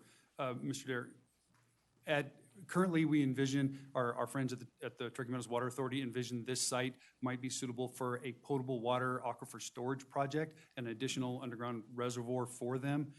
We also envision that at some not too distant point in the future, we would switch from potable water to, again, the advanced purified water or the A+ water in order to recharge that aquifer. But that water, once injected, it travels a defined distance through the aquifer, and that would be one of the outputs of the study is how long it would have to be underground. It's now just water. It's not effluent, it's not treated water, it's not wastewater, it's just water. And that water would be available to the Truckee Meadows Water Authority as a new resource for whatever appropriate use they might want to use it for, be it drought reserves or whatever. That's a significant part that I just want to point out to anybody listening out there and the millions of people who watch us on Facebook and to us as we make a decision is that, yes, it's an investment. Every dollar matters, and we don't take that lightly. But when you're playing this game of chess of trying to look ahead 3 places, we won't be here when we have the biggest problems with water. We won't be on the council anymore because we're okay right now. We'll get through. But in years to come, as we grow and do different things, we must be playing that game. And I think this gives us that opportunity to look into something that could be a new unknown. So thank you for bringing it in front of us, and that's all my questions. Mr. Anderson. I just want to say, this is one of those kind of projects that I think are really exciting. One, to see a region coming together, looking at solutions that, as Councilman Dare said, that are maybe not facing us at this very moment. I guess actually over at your treatment facility, maybe that is closer to the deadline as far as what you're going to have to do. But I just think it's so exciting to see that there are options that we can actually take care of two issues in one clean sweep. Where potentially we're dealing with the numbers that you're bumping up against on what you can put into the river, plus the fact that potentially we can do something long-term as far as adding potable water to our community. And I just want to say I support this. I think this is a fantastic project. Ms. Bybee. Thank you, Mr. Mayor. Michael, I too, I'm strong support of this project. Once again, we're looking at some amazingly innovative solutions to our issue of the water that comes out of our sewer treatment plant into the Truckee River and ultimately into Pyramid Lakes. So with all those restrictions, the ability of a variety of things that we've looked at with the, with our effluent and water going out to the Tri-Center. This is another option of how we can use that water that's going to help the community. So irrigation or, in the case of the Tri-Center, cooling for some of those Switch and Tesla and the groups out there. So the use of that water that helps us as well. And I think the number one thing that I really am excited about with this project is when you talked about possible 10-year deferral on expansion of our water treatment plant, because at the end of the day, really all of our growth that we're experiencing isn't limited by water. Everyone thinks that it's water, but it's not. And we all know, because we hear it over and over again from you and from staff, it's sewer treatment. It's our capacity to treat our water as we continue to grow with a sewer treatment plant that's almost as old as I am. So thank you. I appreciate your presentation. Mr. Dare, did you have another comment? Or No, that's Okay. the computer talking. This is my computer talking. Well, I think the thing that we got to point out, and the reason why this is a good idea in my mind, is the low end of fixing our sewer plant is around $150 million. A little more, sir. Up to Oh, well. $750 million. I'm sorry, I think in total dollars, and I forget, there's another entity that has to pick up a portion of that, so generally for our facility plan was around $600 million for the, about a 20 to 30-year look ahead, depending upon growth, but that's total cost. So, yeah, the bottom line is, water in is not our problem, water out is our issue at this point. So I wholeheartedly support this. With that being said, I'm gonna take a public comment. Michael Martini, excuse me. Should have known all the Martinis that work here at the city. Thank you, Mayor. Thank you. I appreciate this opportunity to sit in this hot seat. I've been here before, not very often, but my experience, I'm Michael DiMartini. I'm a civil engineer, currently licensed civil engineer. I'm a certified wastewater treatment operator, a certified water operator, and a licensed water rights surveyor. I worked in one of the big engineering companies in Sparks for almost 3 decades, designing much of where we live out here today, using up much of the gravel that made the marina. That being said, I've also served on the Regional Water Planning Commission and the Water Planning Commission of Northern Nevada for 24 years in total. And I made a similar proposal for a company I work for, American Environmental Resources, to take water out into the same area a number of years ago. I think it was back in around 2013 or something. And talked with stakeholders, it just wasn't going to work. It wasn't going to work because of TDS concerns, Pyramid Lake, and the Paiute tribe, and other public entities that were not desirous of the idea. But going to this proposal, concerns I have are firstly is the public. This is a $1.6 million study that's going on top of many millions of dollars of studies that have already been done and paid for by the community towards this end. And it's a good end, and I appreciate the accuracy of Mr. Drinkwater's presentation. I think it was quite good and not biased and accurate. However, we need to involve the public. There's a lot of money that's been spent. There's a lot of money we're talking about here, and then there's a lot of money that comes after this. Part of this proposal even suggests paying $27 million for water rights as a necessary component to implement the project. But there will be a lot more costs. So the issue is what does the public want? I think the outreach for the public needs to start sooner than later. I don't think it will cost $1.5 million. I don't think the Pyramid Lake Tribe is on, best as I can tell from all the documents, nobody's talked with them. They haven't agreed to participate in the process yet, as I understand. I don't believe, I've talked to a lot of people. I went around personally and talked to 160 individual well owners back a couple years ago now. They were not aware of this type of project going on that we're talking about here. What we're really talking about here is treating our effluent to a high degree of quality and storing it in the ground and then coming back and taking it back out, putting it into our domestic water supply. I think that's something the public needs to hear about. And I can tell you. I need you to wrap it up for me, sir. So with that, I'll try to wrap it up quickly. I don't think Sparks should pay $400,000. I think everybody should look at doing reverse osmosis at the treatment plant, and because we know about, the people know about that. We can get that done. Let's get the reverse osmosis done. We're gonna have to do it in the end anyway. Class A plus water has high TDS. It's not treated to that level. So it's just gonna go into the aquifer and we'll have to treat it later. Okay. So that's all I have to say. Thank you, If you have sir. any questions, be happy to answer. Thank you. Thank you. Appreciate it. All right, anyone else in the public wishing to speak at this time? All right, seeing none, I'm gonna bring it back, looking for a motion. Councilman Dare. I move to approve an interlocal agreement between the City of Sparks, City of Reno, Washoe County, and the Truckee Meadows Water Authority for the evaluation of the feasibility of using recycled water for irrigation and other permitted uses in Palomino Valley at a total cost of, it disappeared, but $1,600,000. And my thing disappeared. But I think that's a motion. Okay, I'll finish it up there. Total cost of $1,600,000 with the City of Sparks, share being $400,000. Thank you. Okay, I'm looking for a second. Okay, verbally. I'll second the motion. Thank you, Mr. Anderson. All right, any further discussion? Seeing none, I'm gonna call, can you guys vote? Yeah, I don't know. Nope. Okay. Oh, yes. Now, please That vote. was not my vote. I was saying yes, I could. All right. Motion carries, passes unanimously.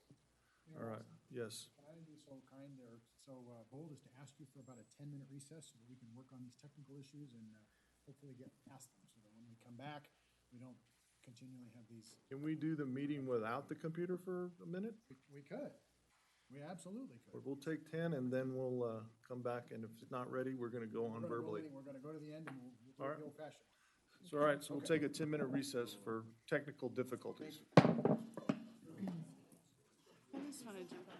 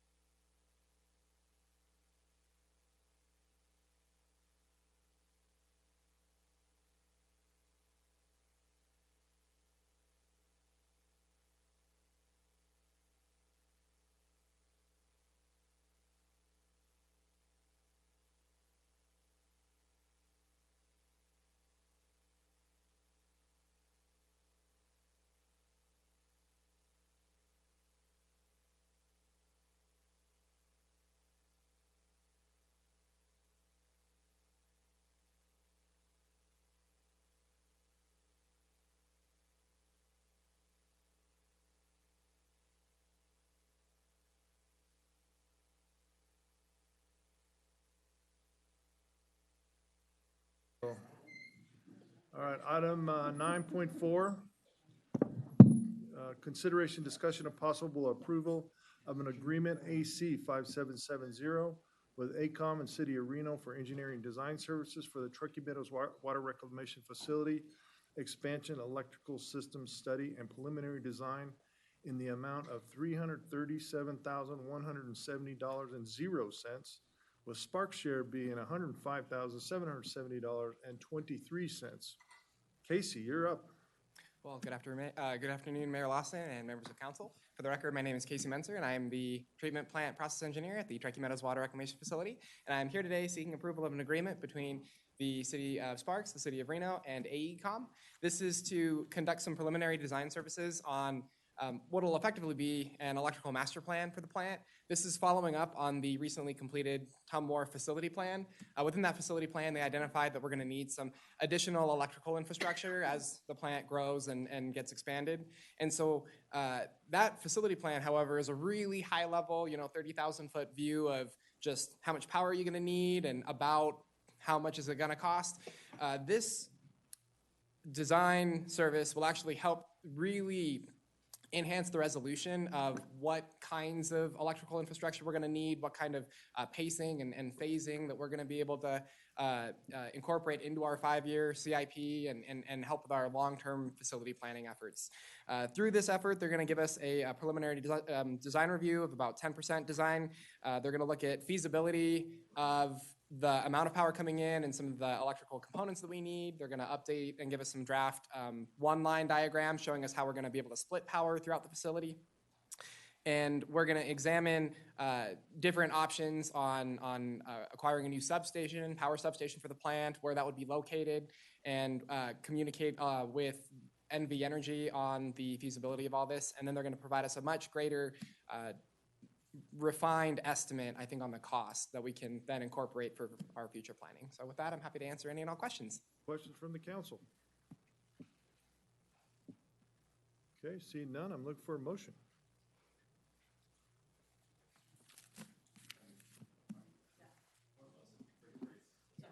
I'll make motion. I've got All right, it, Ms. Mr. Mayor.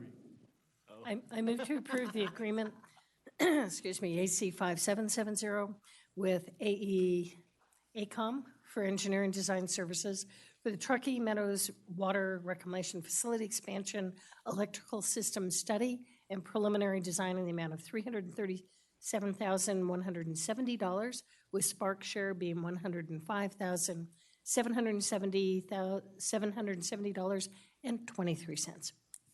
Okay, looking for a second. I'll second it. Mr. Abbott, Second. got a motion and a second. All those in favor signify by saying aye. Aye. Opposed? Motion carries unanimously. Thank you. Thank you. Thanks, Casey. All right, consideration, discussion, and possible approval of an agreement AC 5771 with Brown and Caldwell and the City of Reno for engineering design services for the Truckee Meadows Water Reclamation Facility, nitrification tower number 1, rehabilitation and improvements project in the amount of $316,200, with Spark share being $99,191.94. Casey, go ahead. All right, well, good afternoon, Mayor Lawson and members of council. For the record, my name is Casey Menser. I'm the treatment plant process engineer at the Truckee Meadows Water Reclamation Facility. And I'm here today seeking agreement for seeking approval of another 3-party agreement between the City of Sparks, City of Reno, and Brown and Caldwell. This is for design services of one of our nitrifying trickling filters. So our nitrifying trickling filters, we have 4 that were originally constructed in 1985, and then 2 more that were subsequently constructed in the early 2000s. This is what does the bulk of the ammonia conversion to help us on the very first step of our nitrogen removal for the plant. These are critical pieces of equipment for us. And in 2016, we conducted a evaluation of these nitrifying trickling filters, which indicated that they are almost 35 years old. They're in need of rehabilitation and replacement of a lot of the different parts and constituents. So we began by rehabilitating nitrification tower number 2. The construction of that was completed in 2020. And now we're up for the next one. So what's neat about this design contract is that since this is the second one, the towers are very similar, that this contract is approximately $130,000 cheaper than the design of nitrification tower number 1. So I have a photo of what the rehabilitation effort looked like of nitrification tower number 2. So this is normally filled 20 feet high with corrugated plastic media, and then that sits on top of these concrete beams that sit on top of these concrete pillars. And so all that got completely removed. We demolished this pipe in the center. That's the influence to the process. So we demolished that, rebuilt it, got all new media. We did a lot of concrete coating and repair. So that's what is expected. So again, this contract is for the design services, and I'll be back before you, presumably, next fiscal year to ask for the construction funds. Presumably. Questions from the council? You're not going anywhere. There's nobody else is excited about sludge waste than you. Any questions from the council? Okay, seeing none, I'm looking for a motion. Oh, wait a minute, let me open it to public comment first. Anyone in the public wishing to speak on this item? Okay, now I'm looking for a motion. Mr. Dare. I move to approve the agreement AC 5771 with Brown and Caldwell and the City of Reno for engineering design services for the Truckee Meadows Water Reclamation Facility and Nitrification Tower number 1, rehabilitation and improvements project in the amount of $316,200, with Spark share being $99,191.94. Okay, looking for a second. Anybody? Mr. Mayor, I'll second. Ms. Vanderwell, thank you. Any further discussion? Seeing none, all those in favor signify by saying aye. Aye. Opposed? Motion carries unanimously. Thank you, Casey. Thank you. Always a pleasure. Consideration, 9.6, consideration, discussion, of possible approval of a construction contract AC 5775 with Sierra Nevada Construction for the 2021 Portland Cement Concrete Alleys Project. And that's as far as I'm going, in the amount of $317,007. They couldn't have just given us the $7, huh? Amber, you're up. Thank you. Good afternoon, Mayor, members of council. I'm Amber Sosa, Transportation Manager. As introduced by the mayor, I'm here presenting a construction contract with Sierra Nevada Construction for our FY21 PCC, Portland Cement Concrete Alleys Project. I can direct you to the map on your screen. For context, you'll see towards the bottom is Glendale Avenue, and towards your left is South Rock Boulevard. The two alleys included in this project are highlighted here in red. These are included in the city's pavement management system, and they are outlined in our 5-year CIP. These existing alley services are currently asphalt. They're extremely deteriorated, and we will be looking to rehabilitate them with concrete to hopefully increase their life expectancy. Through the design process, this alley closer to Glendale, further south, it was found that there was sewer replacement that was needed, and that is included in this project. The project currently has 40 working days scheduled. We advertised on May 5th and opened bids on May 19th. We received 2 qualifying bidders, with Sierra Nevada Construction being the low bid at that $317,007. I'm happy to answer any questions. Questions from the council? All right, no questions? Looking for a motion. Mr. Anderson. I'll make a motion, and actually, before I do, I just want to say how exciting it is that we're seeing the engineer's estimate higher than what we're getting the bids for. So that's a nice change of events. But with that being said, I move to approve the construction contract AC 5775 with Sierra Nevada Construction for the 2021 Portland Cement Concrete Alleys Project, bid number 2021-017. PWP WA 2021-255 in the amount of $317,007. Okay, looking for a second. I'll second that motion, Mr. Mayor. Okay, and then I'm going to open this quickly to the public. Anyone wish to speak on this item? Seeing none, all right, I'm going to call for the vote. Any further discussion? Seeing none, all those in favor signify by saying aye. Aye. Opposed? Motion carries unanimously. Thank you, Amber. 9.7, consideration, discussion, and possible approval of a construction contract, AC 5777 with West Coast Paving for the 2021 Drainage and Roadway Improvement Project, G Street and Shiver Boulevard, in the amount of $731,246. Amber. Good afternoon, Mayor, again, and City Council members. Amber Sosa, Transportation Manager. This is another construction contract. This one is with West Coast Paving, and it is for our FY21 Drainage and Roadway Project, specifically G Street and Shriver Boulevard. If I can again direct you to the map on your screen, the streets highlighted in red are what are included on this project. For orientation, you'll see Prater Way just to the bottom or to the south, and the project is bordered by 4th Street and 1st Street to the east and west. The streets included on this are G Street and Shriver Boulevard. This is included in the city's 5-year CIP, and it represents a coordination between the Utility Division and the Roadway Division. For these streets, the existing curb and gutter is so deteriorated at this point that it's having issues moving stormwater runoff off of the road. Because the curb and gutter is entirely replaced with this project, we also replaced the sidewalk, which is immediately adjacent to that curb and gutter. And instead of providing just a narrow patch on the street, due to its deteriorated condition, we redo the entire street section.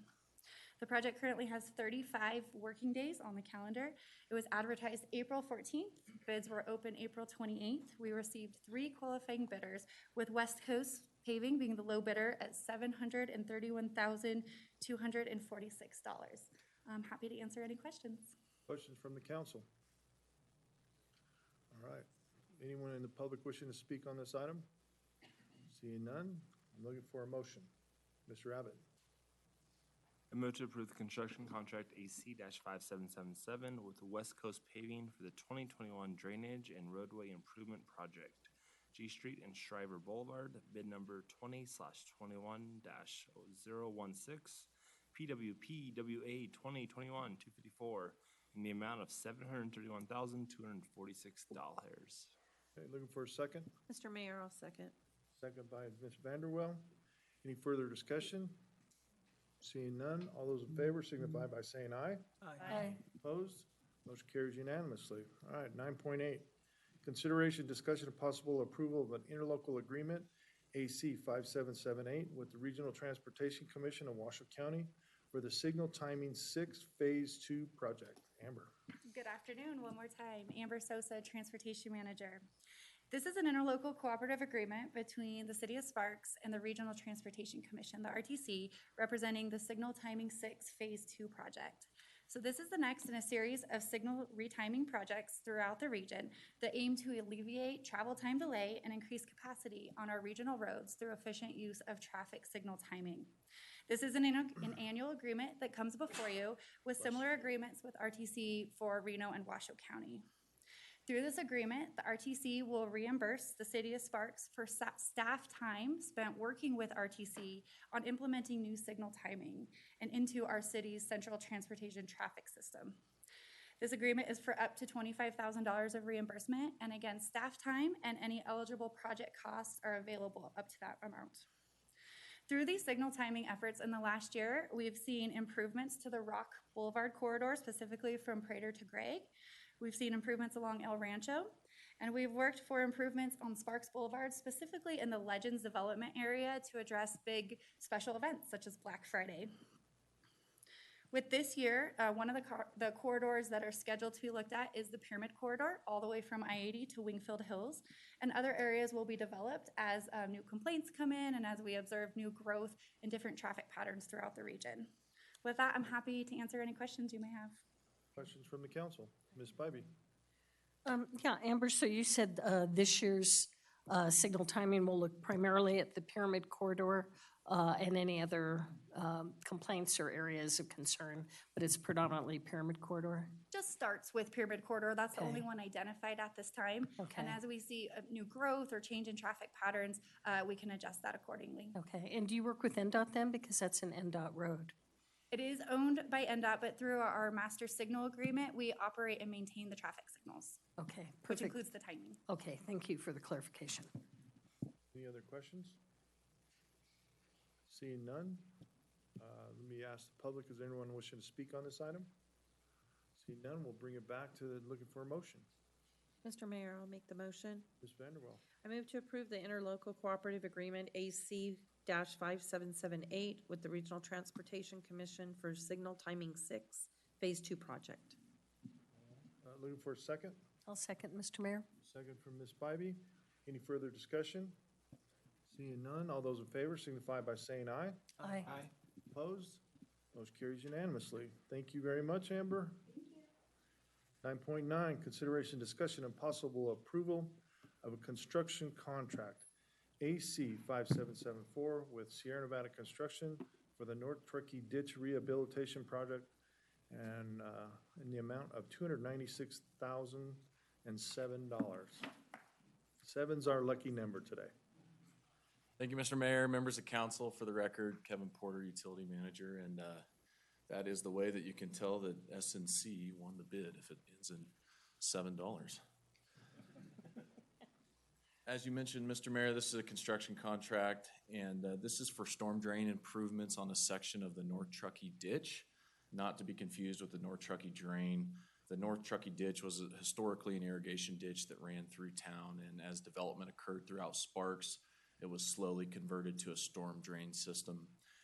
What you're seeing here on the computer, I'll make this full screen, is a section of the ditch. It was brought to the city's attention that needed some rehabilitation and some work.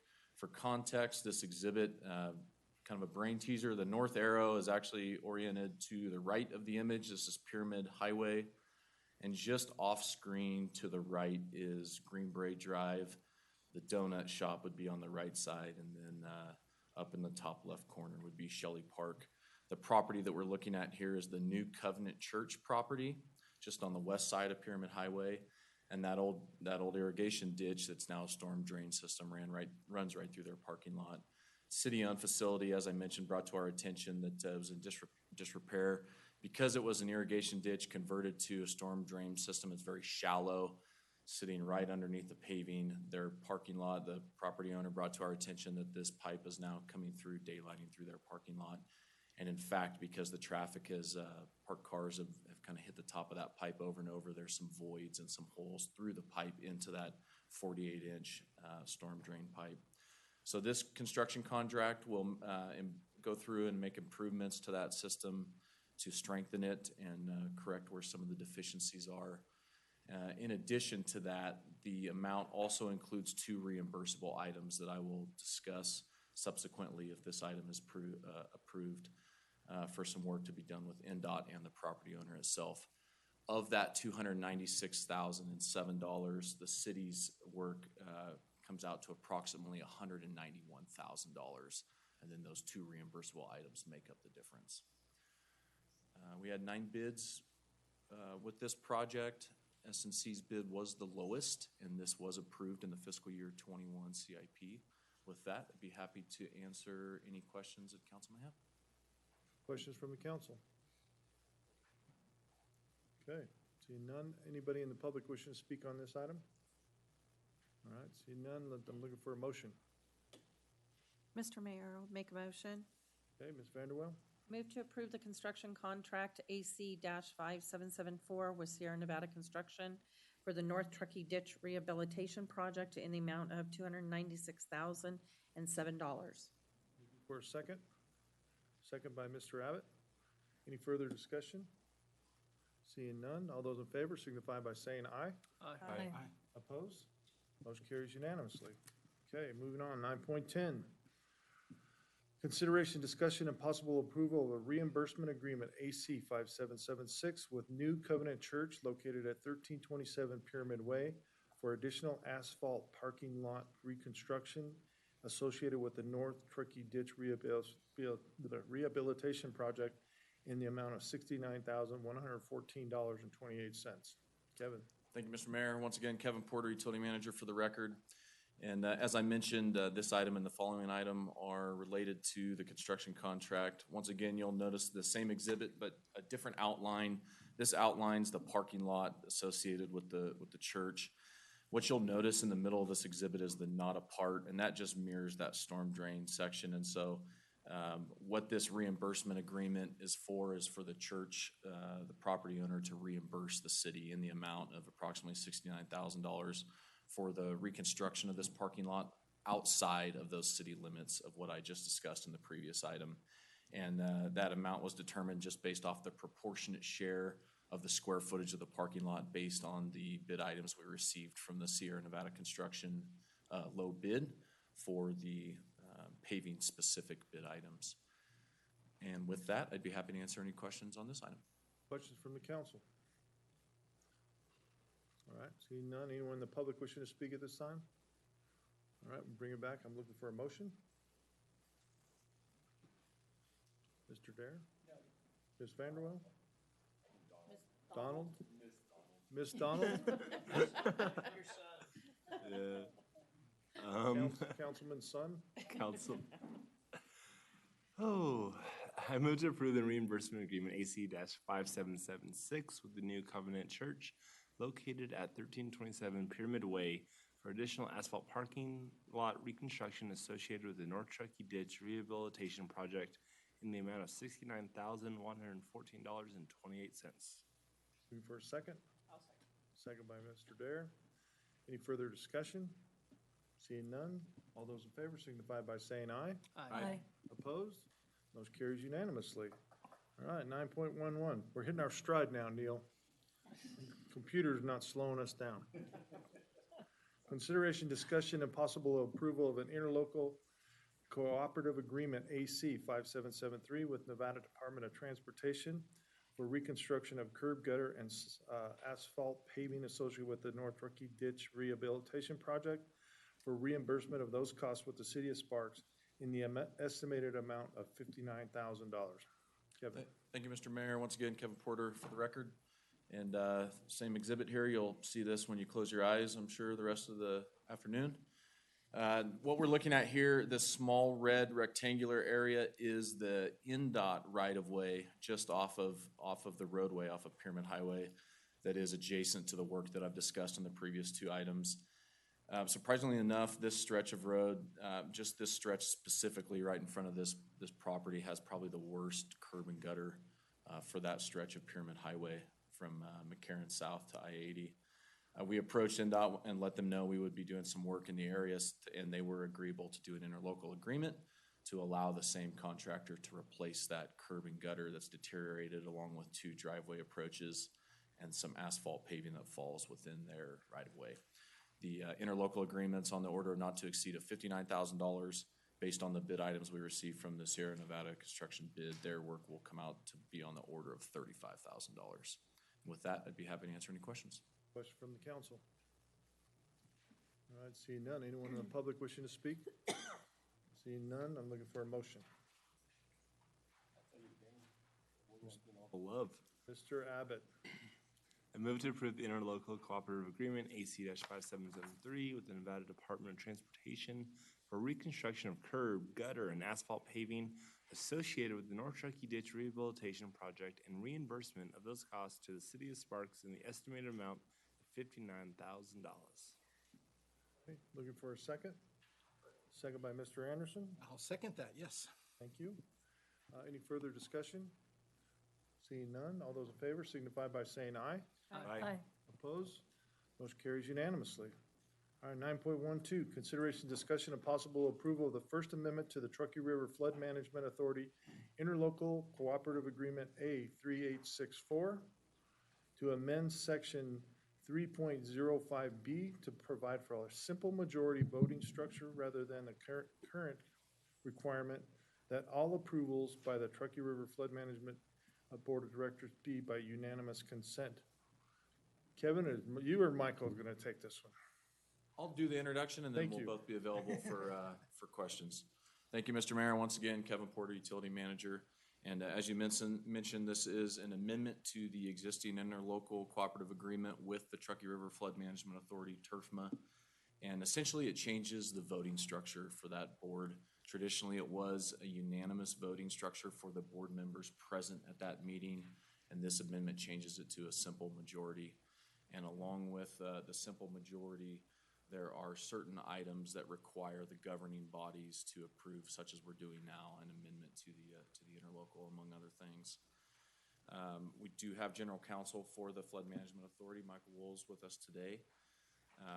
And between Michael and myself, we'd be happy to answer any questions that the council may have towards this item. Questions from the council? Mr. Dare.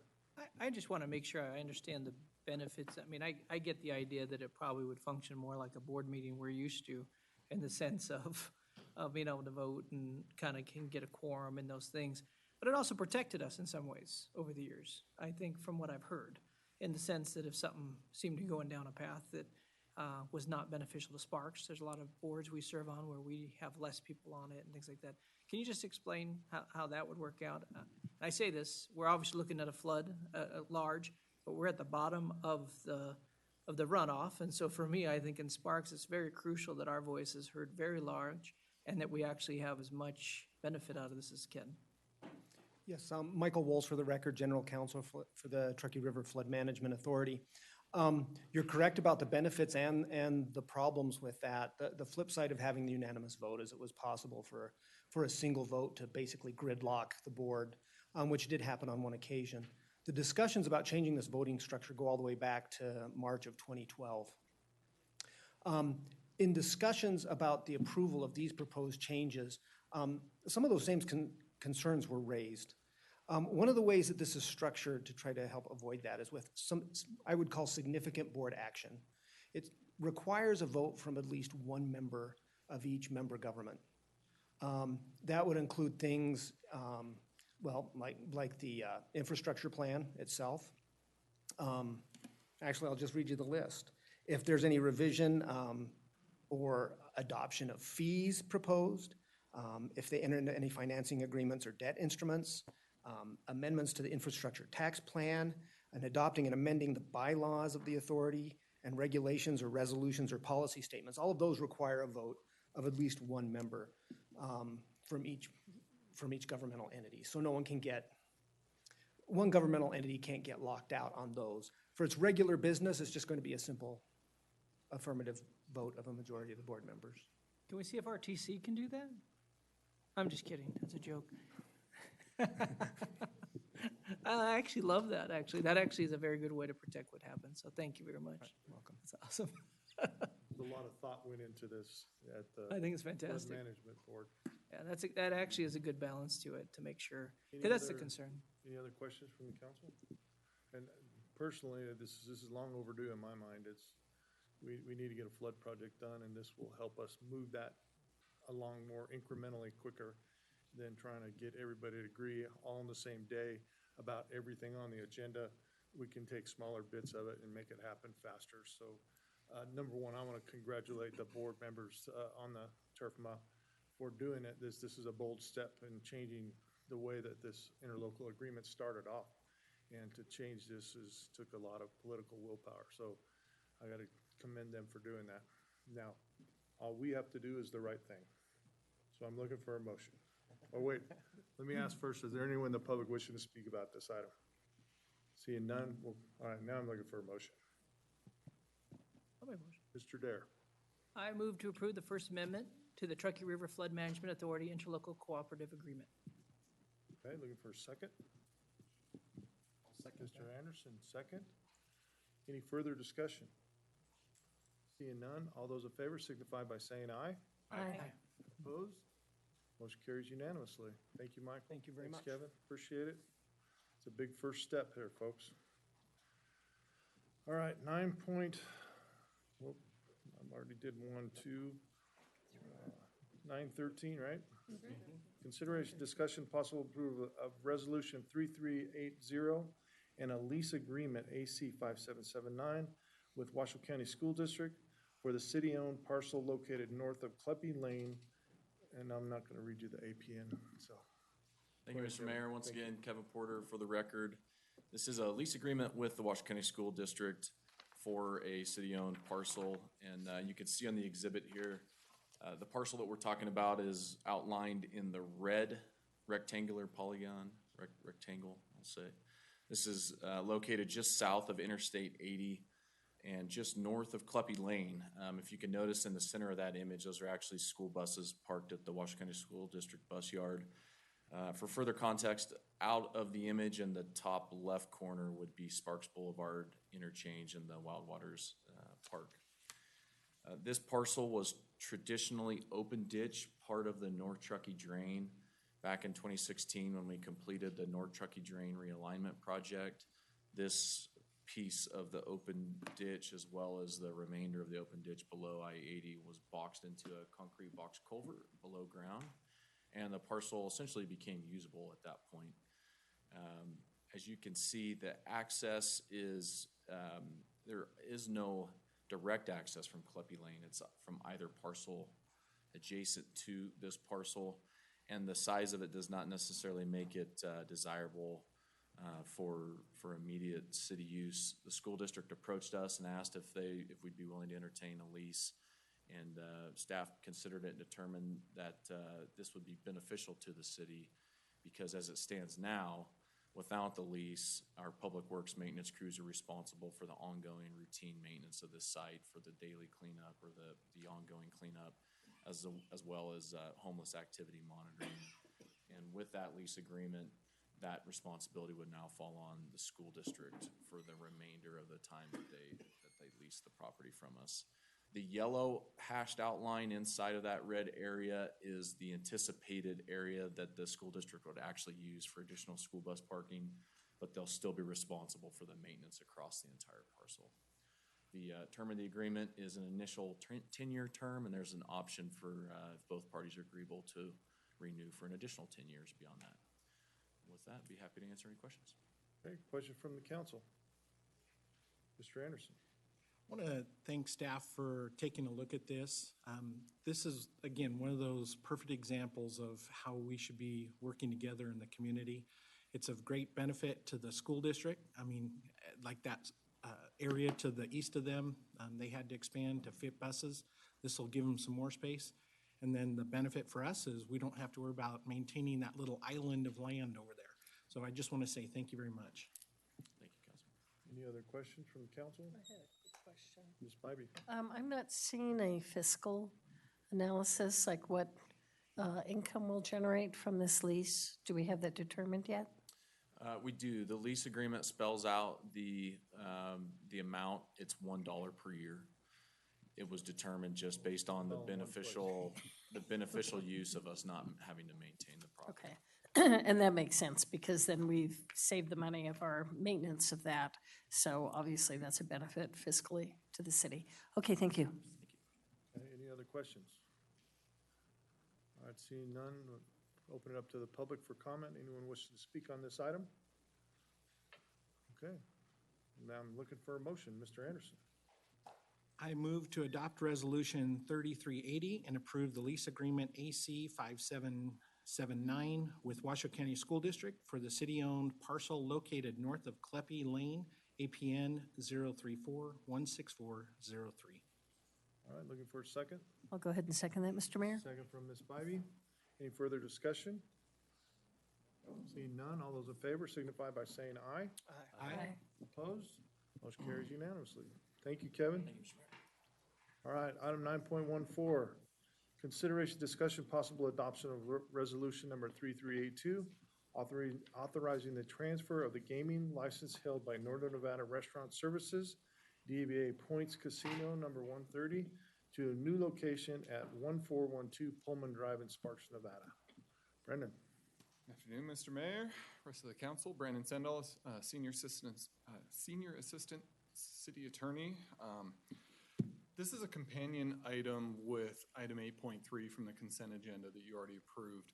The reason it was divided up into two separate items is it's basically a wrinkle in state law, because in order to move a gaming location to another location or a gaming operation to a different location, the local government has to give its sign off before the applicant can go before the State Gaming Control Board. So it creates a chicken and an egg situation under the statute.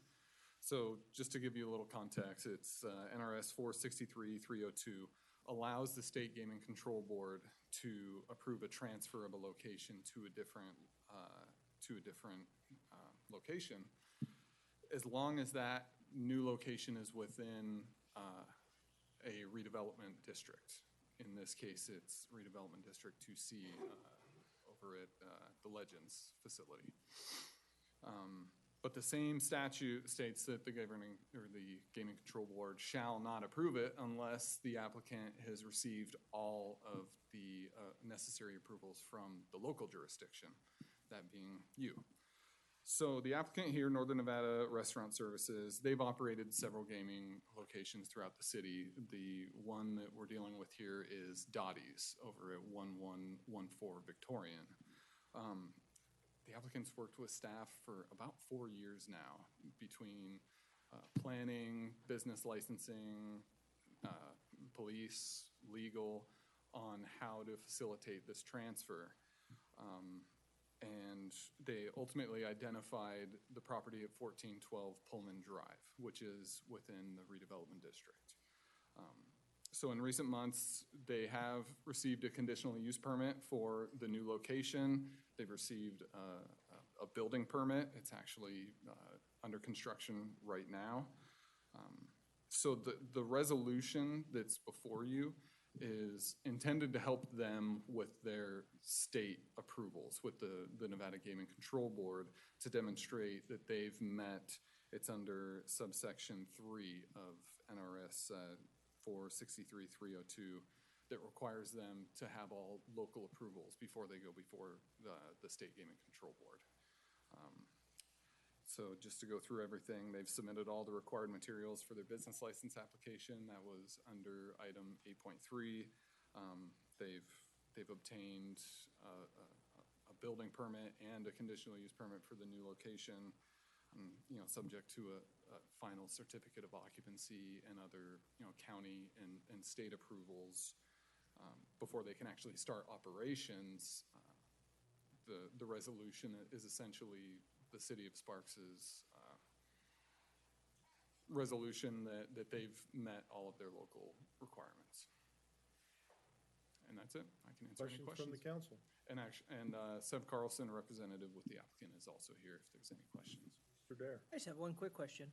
So let's say this passes and we move forward. Where they're at now, another gaming can't move in there without a gaming license into the old Dottie's on Victorian, correct? That's correct. So that in the future it would be old, so that becomes a different building with different licensing potential. Exactly.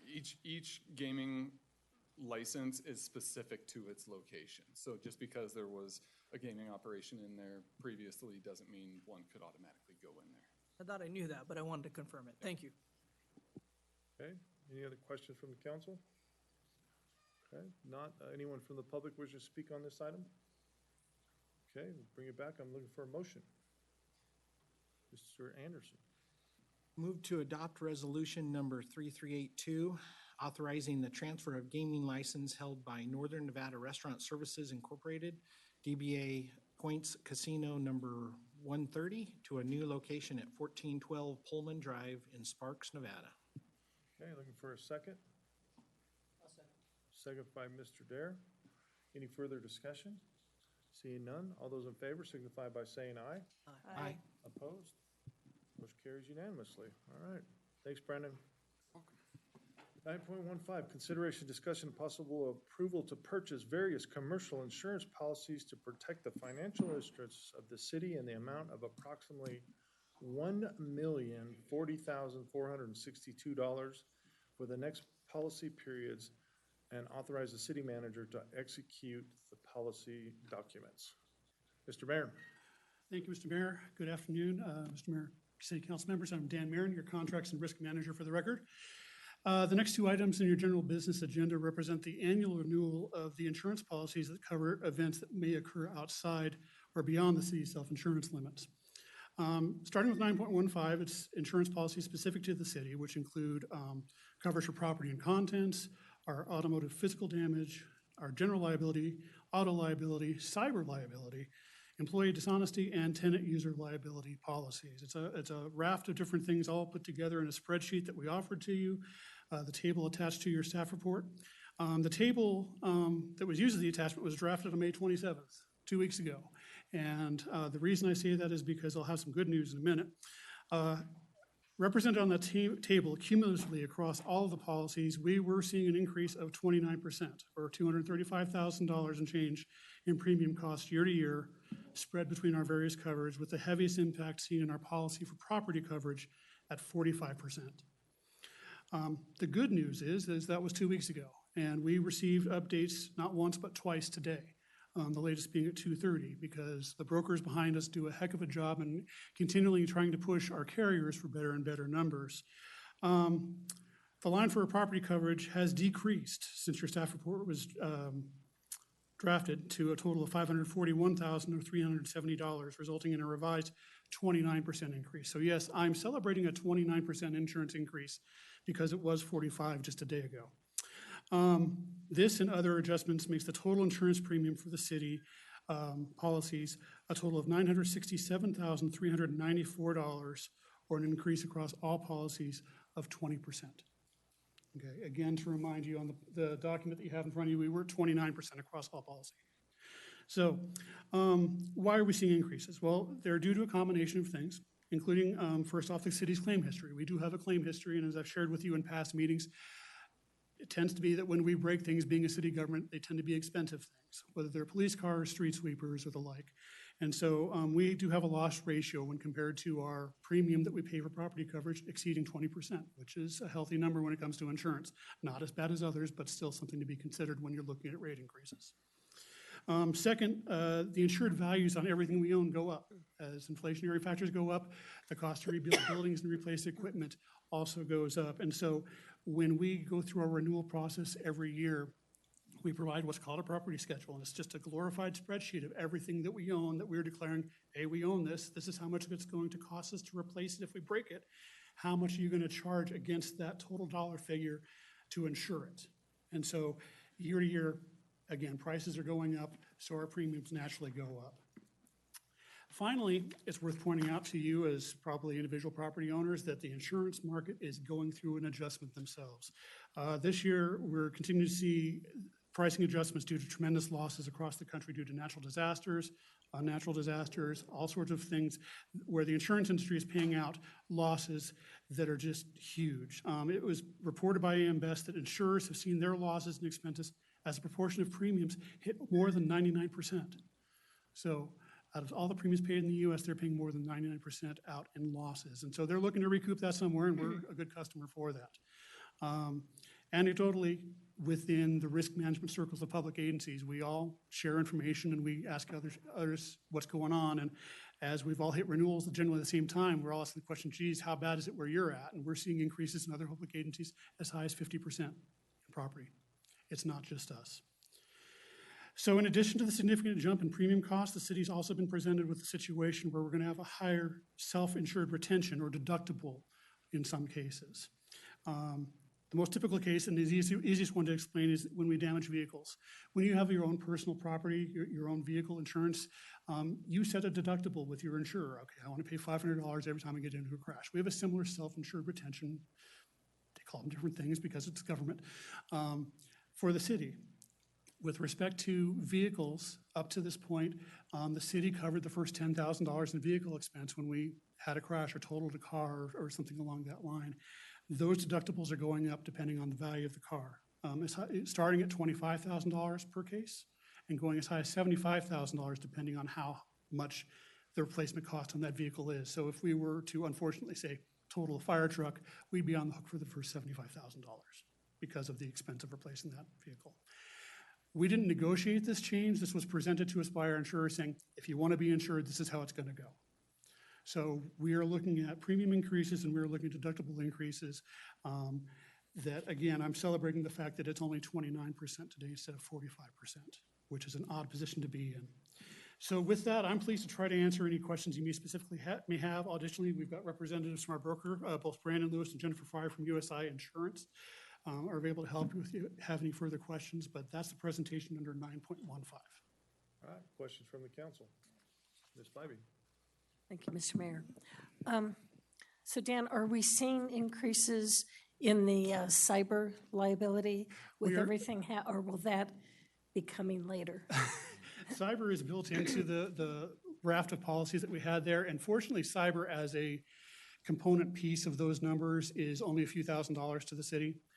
Yes, we are seeing increases in cyber insurance coverage rates in, the hundreds of percentage points, but in terms of real dollars to the city, it's not significant enough for us to pull out and say, hey, here it is. Those markets are adjusting to what's happening in the world. So you're seeing higher premiums, you're seeing lower levels of coverage. We think we're okay right now, and we try and do some analysis with the help of our brokers and the markets that are out there. Yes, we are seeing increases, but not enough for me to bring to your attention today. Okay. And we're probably looking for cybersecurity, looking more at our IT department and what our cybersecurity systems are right now. Yes. As more so than maybe what we're looking at in premiums as part of our liability. Correct. With the insurance. Part of the application process that we go through each spring is a very lengthy questionnaire on what our practices are in the IT section. Things dealing with backup and security and physical security, backup security, who we use, whether it's third party, the authentications required to access systems. It's a very lengthy application. So they look at real world what it is we're doing and pricing accordingly. Right, question, Mr. Anderson. So I do have a question in regard to, obviously, if there's a natural disaster across the country from us, that we can't have anything that we can do to impact the effects of our insurance going up on that. However, there are some that we can. Like you mentioned, the city risk committee, working with different departments, trying to diagnose and see risks, hopefully before they take place. Could you, $1 million is a significant amount of money for 1 year of insurance. And can you just tell us a little bit about what do you guys look at? How do you focus on risks, and likewise, what can you do to prevent them? Well, the risk committee as it exists generally focuses on more the general liability side of the equation. That is, people are bringing claims to the city because of a trip and fall somewhere that they believe the city's at fault for. Or it's stemming from a lawsuit having to do with actions of one department or another. Things that you may see as excessive force claims from the police department, or vehicles bumping into each other in the course of action. And strangely enough, we've got cases where city vehicles may. I'm working one right now where REMSA backed one of their ambulances into one of our fire trucks, and we're dealing with the expenses having to do with that. And so, yes, you try and reach back through those departments and say, well, maybe you think about parking a little bit better. But a lot of it, frankly, is out of our control. You encourage the correct policies from, say, the police department. And the police department, frankly, is where you see a lot of the claims, especially for vehicle damage, because if they are chasing after a bad guy, they're going at significant speeds, and they're at risk for bumping into more things, or the bad guy bumping into them. And so that's where you're seeing a lot of the expense when it comes to property. You'll notice our general liability policies went up about 9-10%, which is typical of the industry these days. And given our potential claim history there, I'm happy with that number. Okay, any other questions from the council? Mr. Dare. Is the conversation just over, or even about the deductible? That just seems, that's probably where you got me. I get that things go up, and then when you said that, why? Because then, even on the low end, you said 25,000, so. Correct. And frankly, we pushed back. My brokers would tell you it was a nasty phone call that I gave them, because the deductible on police cars, as they're proposing, is going to be $50,000. And I said, well, geez, for $50,000, I can practically buy a new police car. And so that becomes part of the discussion we have internally on whether or not we want to continue to insure the fleet at a replacement cost level or a depreciated cost level. We're paying for it one way or the other. And after I had that initial reaction with respect to a police car, at the moment, a fully outfitted lights and siren stickers and everything police car is about $65,000. And so at the moment, it still makes sense to insure them the way that we are. But if it continues to trend this way, I suspect that those in risk management in the future will look at that a little bit harder and try and come up with a better balance. But my question, we have other areas where we self-insure ourselves for things and put money away for those reasons, and I would almost say that it might be wise to peel off some of our, well, I'm not on your guys' risk thing. I'm sure that's what they're looking at, so I'm not trying to do your job, but I question, that seems too high. I would suggest that it's less of a discussion for the risk committee and it's more of a budgetary looking forward, whether or not we want to use the risk fund in this manner or look at budgeting for replacements in a different way in the future. Thank you. But you suggest, in what you've seen, it's suggested right now, you guys are saying to, We don't have a lot of choice. The only other choice we have is to look at a depreciated value model for insuring. So for instance, again, looking at the personal insurance that you may have, when you negotiate with your insurance company for a total loss, if you God forbid, crash your car and the insurance company comes to you and says, well, geez, it's 5 years old, yeah, we'll pay you $5,000. And you're looking at a loan that still has 10 or 15 on it, and you're going, well, what do I do here? We don't have a loan to deal with, but in our insurance model to date, we try and insure the total replacement cost on all of our vehicles, because negotiating the depreciated cost is always a good time with insurance adjusters, because it's harder to come up with a value that you both respect and can work with. And then, again, the city's paying for that, but the difference between the depreciated value and what's it going to cost to buy a brand new car. Like I said, you're paying for one way or the other. And at this point, it's a little bit more predictable and easier to manage our insurance companies. Rather than becoming an adversary, we can just say, well, this is what it costs. Please pay me. thank you. Yes, sir. Any other questions from the council? Okay. Anyone from the public wishing to speak on this item? Seeing none? All right, I'm looking for a motion.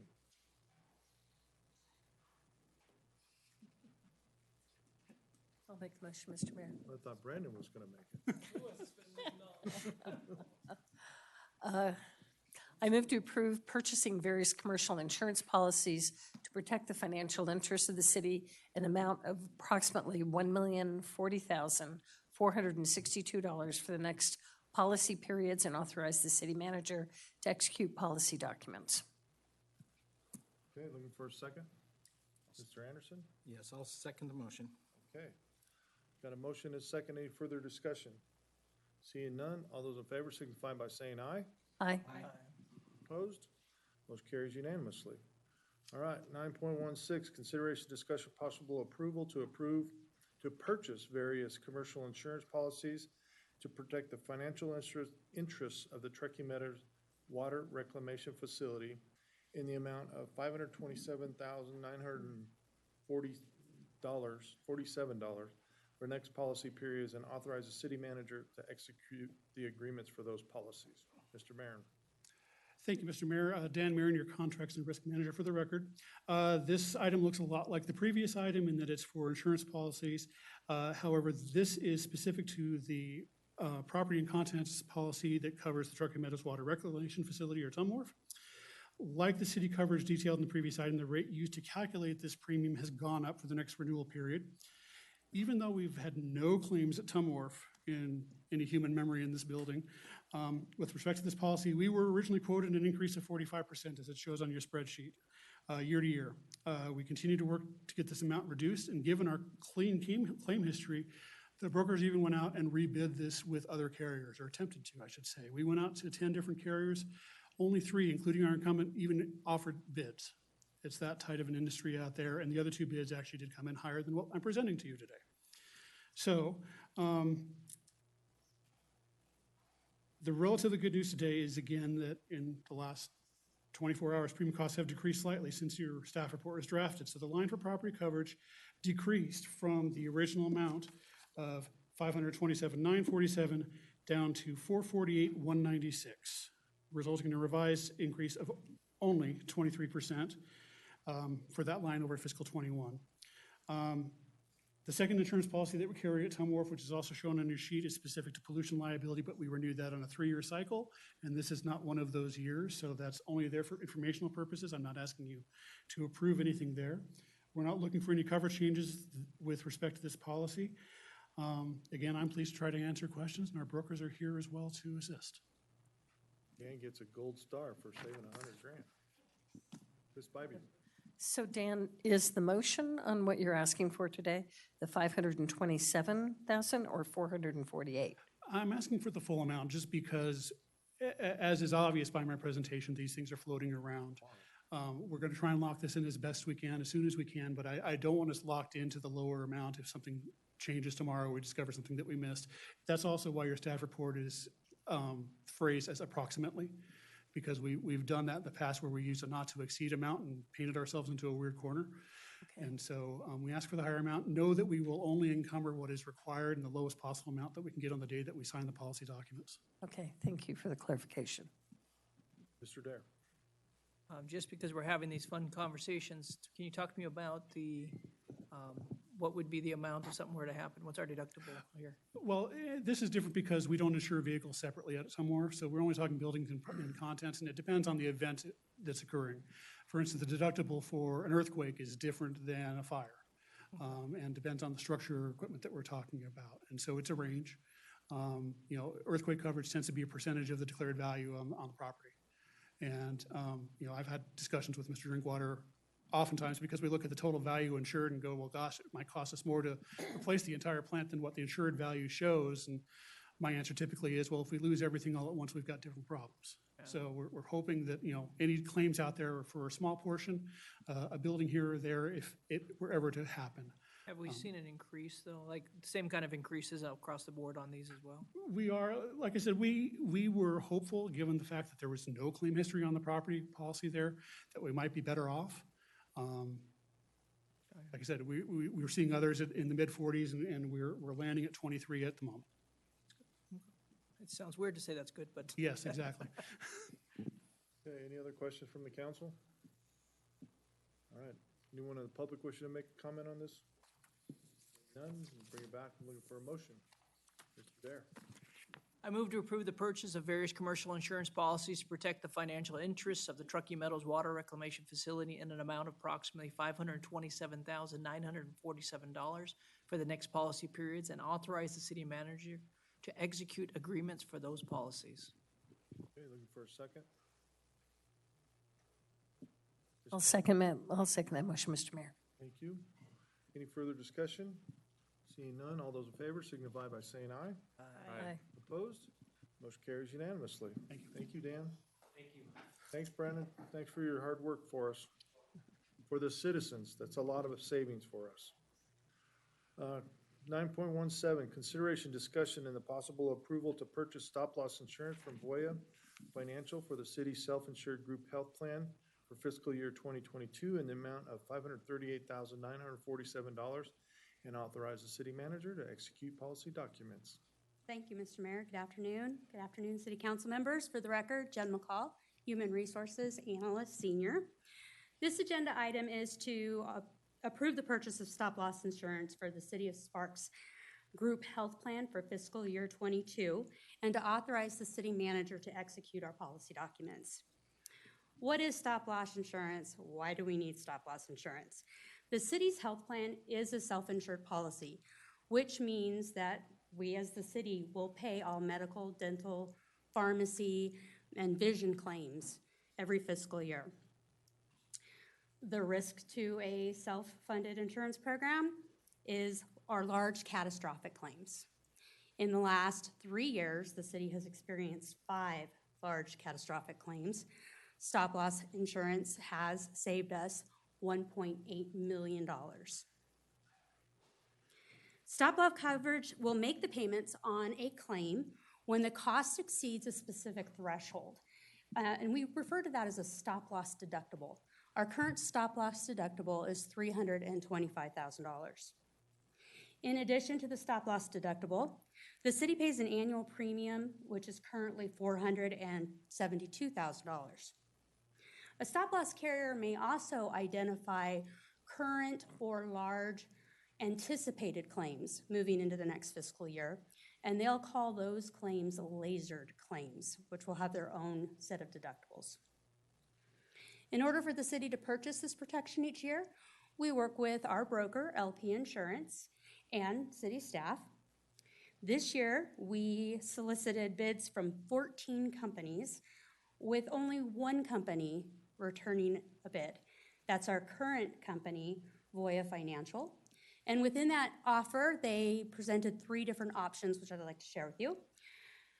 The first option, we call it Voya option number 1. It would increase our premium by 14%, which is an increase of $66,136. And we would keep our specific stop-loss deductible at $325,000.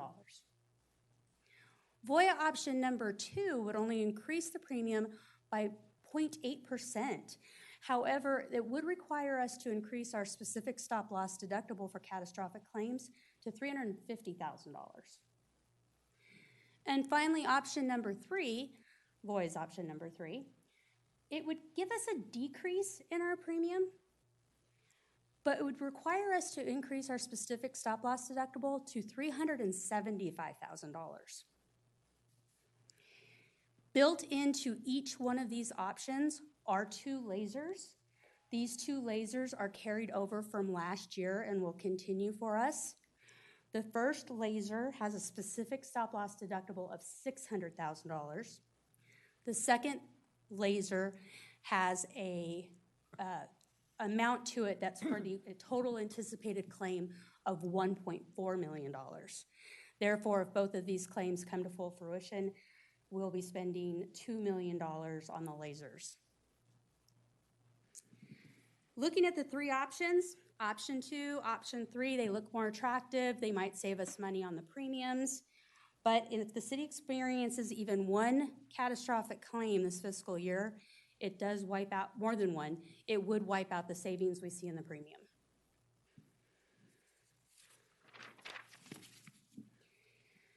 Due to, and we've had just a ridiculous rise to the pharmacy costs and the potential for plan increases due to COVID-19, staff is looking towards a more conservative approach this year by selecting Voya option number 1. And this option is 6% under the annual 20% that is budgeted for this coverage.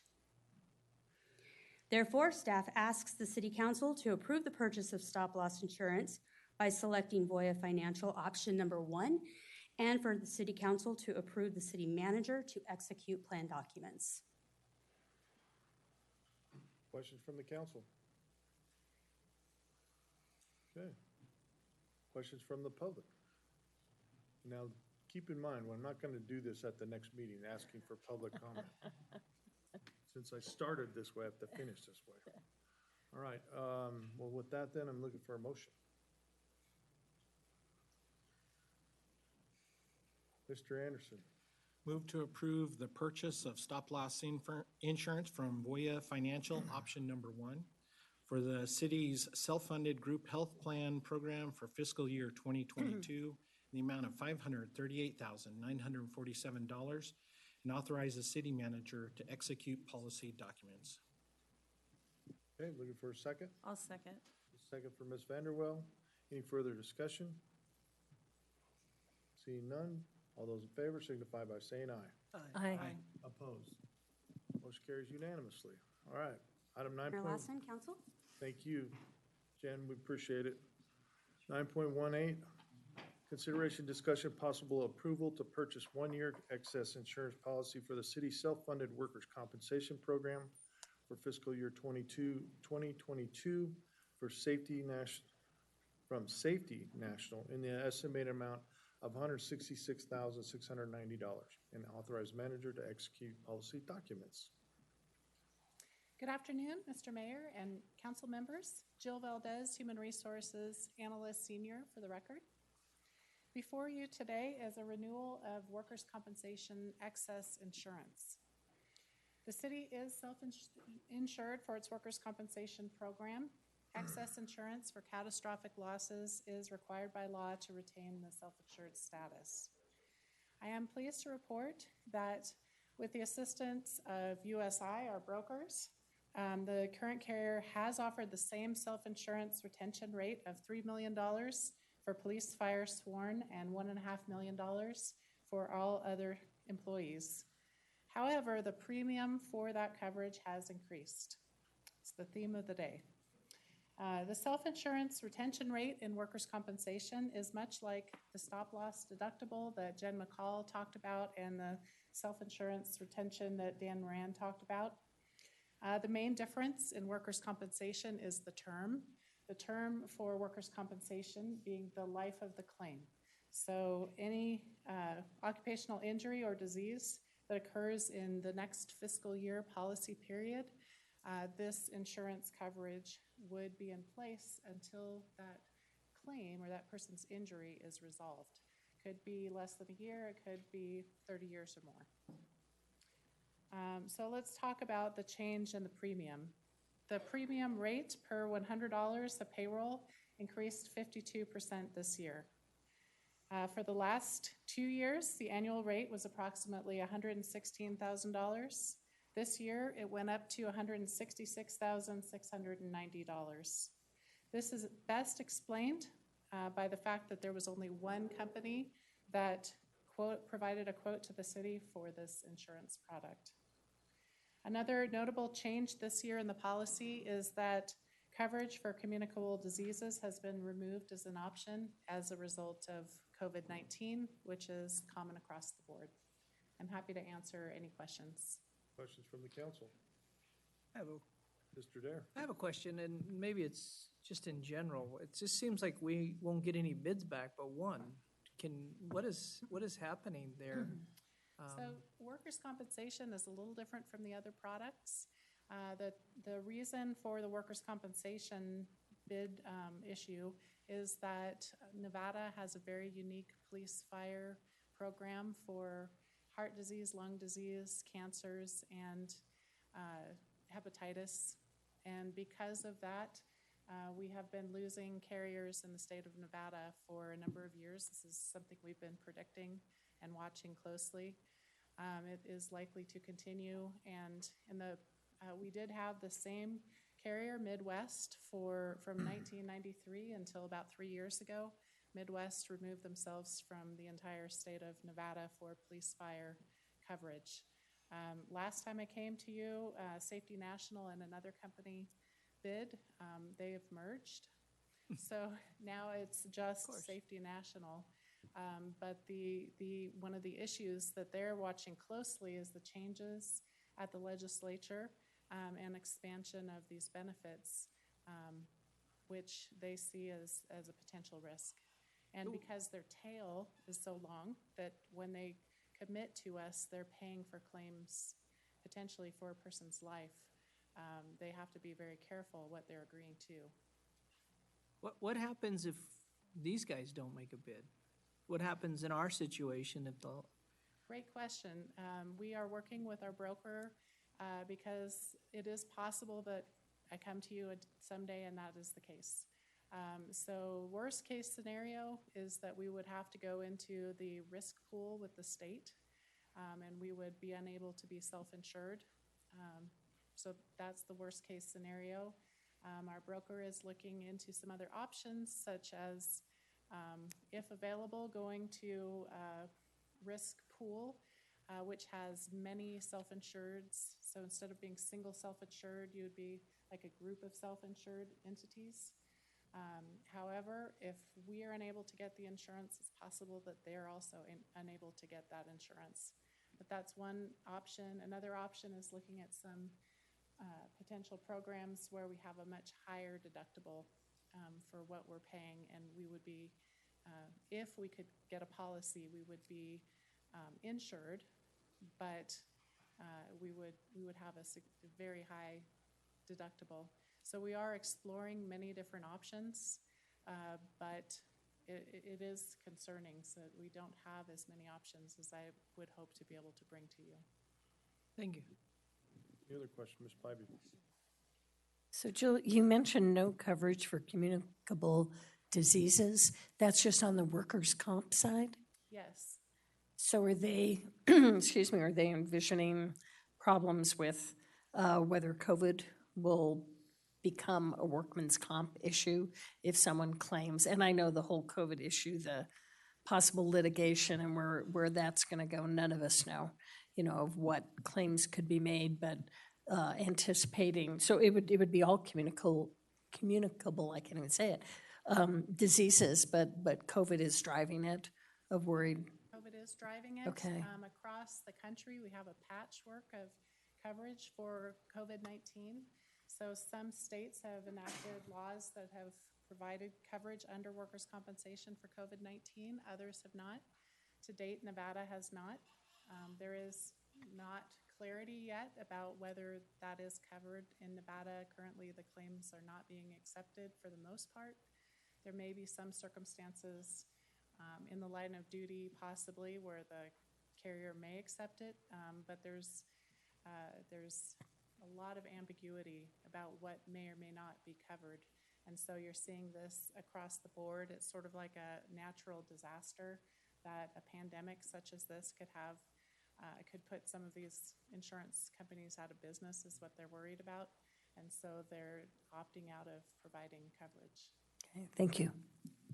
All right, any other questions from the council? Seeing none, anyone from the public wishing to speak on this item? Okay, we'll bring it back. I'm looking for a motion. Mr. Mayor, I'll make a motion. Vanderwell?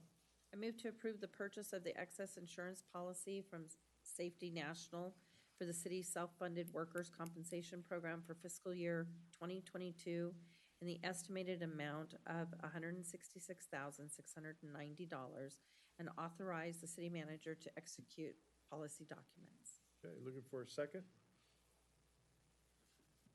Mr. Anderson? I'll second that. Okay, we've got a motion and a second. Any further discussion? Seeing none, all those in favor signify by saying aye. Aye. Opposed? Motion carries unanimously. Thanks, Jill.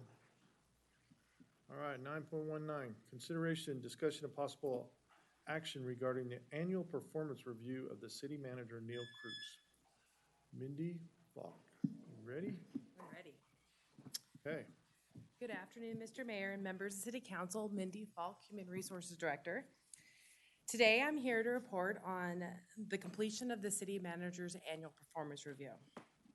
This year, working along with the mayor, the HR department updated the performance review process and the performance review criteria.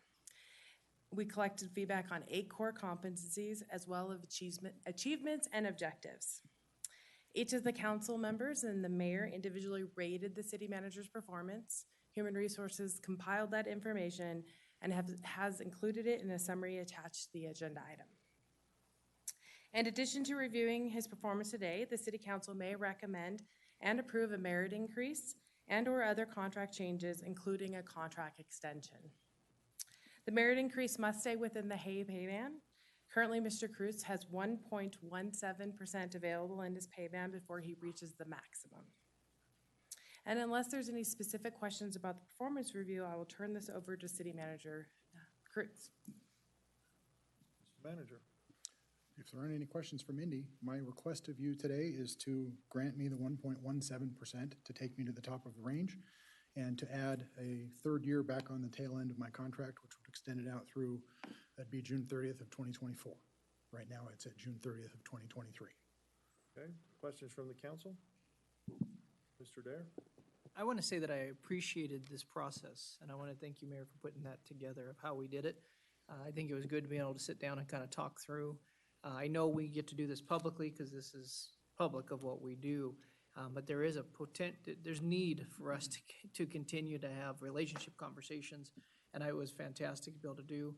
And and I'd also like to say that I think our staff, and that includes Mayor, Mag made you mayor there for a second. Our city manager Cruz, we walking through COVID, all of the different things that has happened. It's been an honor to be a part of our team, our staff, and I'm constantly out telling people how great our staff is. But it really does matter in leadership and the team that you build, and so I think you've done a great job. So I just wanted to say that. Thank you. Any other comments from the council, Ms. Bybee? Yeah, I also would like to say I appreciated this process. I thought it was much better than what we've been doing in the past. It was more thorough. We were able to just not mark a box and make comments if we wanted to or not. So I appreciated that and hope that it helped you and it helped Mr. Cruz as we look at where we need to improve or where, what our thoughts are on his performance. And I will have to say this past year has been such a challenge for all of us, for, the city, the state, the country, but I really feel that the city of Sparks has gone through so much this year, and Mr. Cruz's leadership and his team was exemplary in that we didn't just have COVID, which was enough for all of us, but we had social unrest. We lost our mayor. We had our fire chief and our police chief both retire. We had an assistant city manager that we lost. So we had, starting, last March through the end of 2020, we were all ready for 2020 to be over because there were so many challenges, and we figured out how to run the city virtually. We made it work with, a skeleton crew here and figured out under COVID, but just the year was, I hope, unlike anything else we're ever going to go through again. But I think Neil's leadership and his team, as well as, my colleagues here and the mayor, we got through it. And I think we did really well. And I think a lot of that can be attributed to the city manager and to the mayor. And just want to thank the whole leadership team for the city, because I think it's been not a year I want to do again, but one that we did a good job. And I think moving forward, I'm the forever optimist that things will only continue to improve, but getting us through it, I appreciate that. Thank you. Mr. Anderson. I guess I just want to say on a scale of 1 or 0 to 6, a 4.7 doesn't sound that awesome. To me, I'm like, well, shoot, if you're not a straight A student, then you're something other than that. But I want to make sure everyone understands a 4.7 is almost an excellent. The only thing above that would be outstanding. And although, Neil, I think you've done a fantastic job, you don't walk on water. So I want to say thank you for the leadership that you've shown over this last year. And even the things like stepping out with the willingness to take a pay cut when things were looking to be really ugly ahead of us as COVID was coming upon us. I just want to say thank you for what you've done. I believe you've done really well working with us on council, as well as your staff and the way that you engage them and get them to think outside the box at times. So I appreciate that. Thank you. Ms. Vanderwell. Thank I saw you you. going for the button. You're watching my hand. First of all, is being appointed during a pandemic and having to start city council on Zoom, I do want to say thank you to the city manager and also his leadership team, because I can say that anytime I have had a question or a crisis or anything like that, that it's immediately handled. And so I do want to thank everyone and the mayor and of course my other city council members, that this has been a very interesting start to my appointment, but I'm looking forward to many more in person. And I want to thank Mr. Kreutz, and I want to thank the senior staff very much for all your help this year. Okay, Mr. Abbott. Second everything. It's easy to say that one, and appreciate all you did this year, Neil. It was one heck of a year for a lot of us. I think we faked it till we made it, and we're out, kind of made it. I'm going to put you half on the spot. Looking at the 2 to 3 performance objectives, was there one that just highlighted out to you that this is the one I'm going to take care of this year? Obviously, there's a lot of important ones on there, but was there? The one that rises to the top for me is the efforts we as an organization are making on the front of inclusion, equity, and diversion. Clearly, that's, I think, at the top of the list. I think that as an organization, we have multiple layers, levels, dimensions, however you want to phrase it, of focus. And that is a good area for our organization to focus in the coming year, and not to belittle the look forward. We've got our organization very pointed towards the future, from looking at, needing additional land to expand, to what do we do with, sewage treatment disposal. How, we as an organization are focused on the long term at the same time as we are focused on inclusion, diversity, equity, and things of that nature. We're also focused on the day-to-day operations of the city and the multiple dimensions that come there. But the one that I think deserves special attention in the year to come is that inclusion and equity and diversion. Not that it's new to our organization, but receiving focus is new inside of our organization. I think that, for a long time, we as an organization have felt like we have done good outreach and that we have tried to be inclusive of the whole community. And what the nation and our citizens here are telling us is that we can do a lot better. There's more to it. There are layers of it that we don't understand. So we're in a position of we don't know what we don't know for a lot of that field of work. So I want us to focus on it. I know that we're going to trip, we're going to stumble, we're going to do some things right, and we're going to learn some lessons too. But I think that does deserve organizational focus in the year to come. Thank you. Well, I'll tell you, from my standpoint, Neil was very prepared. When we didn't know what our future was after March 17th. We didn't know what our taxes were going to look like. We didn't know if we had enough money to keep people employed. We were preparing for the Great Recession all over again. I went through that once. I didn't want to do it again. So Neil's done a great job in having that forward thinking.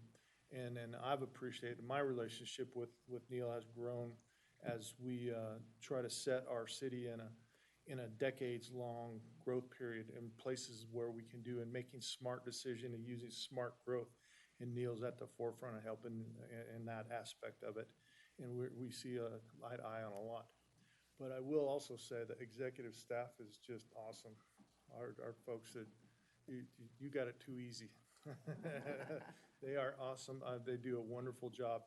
And your success obviously is greatly hinged on their success. So it's a great testament to you in picking right people and putting them in the right place. So with that, enough gushing over Mr. Kreutz. I'm looking for a motion. Mr. Dare. I move to approve an 1.7% merit increase to City Manager Neil Kreutz's salary effective June 21st, 2021, and to extend his employment agreement by 1 year through June 30th, 2024. I'll second that motion, Mr. Mayor. All right, I got a second from Ms. Bybee. Any further discussion? Seeing none, all those in favor signify by saying aye. Aye. Opposed? Are you opposed? Did you? Nobody opposed. He just I thought he was opposed. Motion carries unanimously. Thank you. Mayor Lawson, if I might take a moment, thank you, all six of you, for the continued opportunity to work with you. I would not describe 2020 as a year of enjoyment. It was certainly a year of stress and of professional growth for me. I made mistakes throughout the year. You guys always, held me up, propped me up at certain points in time during the year. I greatly appreciate that. And you've said a lot of nice things about me today. But what I want to do is try and redirect that to the staff that's sitting out in the audience today, because largely it is their efforts that have brought us to where we are able to sit here today and say nice things about each other. And I appreciate each and every one of them in the work that they've done. And I particularly, it's important to me, and I think they all know this, that I appreciate them most when they disagree with me, because it's healthy disagreement that allows us to improve as an organization. So I know I don't always show it very effectively, particularly in the heat of the moment, but I appreciate it when one of you stands up and says, no, wait a minute, Kreutz, you got that one wrong, and here's why. And I encourage everybody to keep doing that, because that's what allows us to improve as an organization, to grow as an organization, and to minimize the number of times we trip. So thank you to the staff, and thank you for your leadership and allowing us to work effectively as a staff. That is something that we have a bit of an advantage on our peers in the community, is the clear, consistent direction that we receive from you. And it makes our life as a group of staff members supporting you and supporting the community orders of magnitude easier, and allows us to be more effective as a result of it. So thank you. Perfect. Okay. It's all approved. Okay. All right, 9.20. I was going to say one more thing, but I'm not going to. Consideration, discussion, and possible approval of a request for a tentative map for 448 lot townhome subdivision in a site of 165.5 acres in size generally located east of Belmar Drive, Sparks, Nevada. New Urban District, Miramonte Plan Development Zoning District. Please. Good afternoon, Mayor Lawson, members of the Planning Commission. For the record, my name is Dani Ray. I'm the planner that is presenting this project to you today. This is a request to approve a tentative map in the Miramonte Plan Development, as stated, for 448 homes, originally approved by the City Council on May 22nd, 2017, and per NRS has expired as of May 22nd of this year for a lack of recorded final maps. The requested action effectively would renew an expired approval from this proposed subdivision. There are no changes proposed in the new tentative map. The number and design of the lots and townhomes, as well as access, grading, and landscaping proposed with this tentative map request match the recently expired tentative map, STM 17-0003. The project is a part of the Miramonte Plan Development and is shown here on the vicinity map outlined here in red and is shown in relation to neighborhood plan developments. The tentative map area is located east of Belmar Drive and northeast of Los Altos Parkway, and the project area is shown in solid red. This slide shows the primary roadway accessing Belmar Drive and the emergency secondary access roadway accessing Iridium Way. These grading plans illustrate the project in its entirety, illustrating the townhome project and the access roads. Approximately 35 acres of the 165.5 acre tentative map area is proposed to be disturbed and is located where slopes are a maximum of 15%. The Miramonte Handbook analyzed this disturbance to slopes and incorporated that analysis into the handbook at the time of its adoption in 2005. And the project continues to meet the standards set forth in the current code for slopes, hilltops, and ridges. There will be substantial grading to provide access in a buildable area for the subdivision.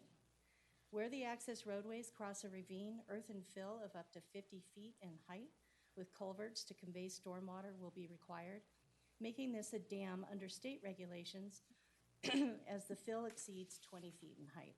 Because of this, any plan submitted for the dam will be reviewed by the state engineer.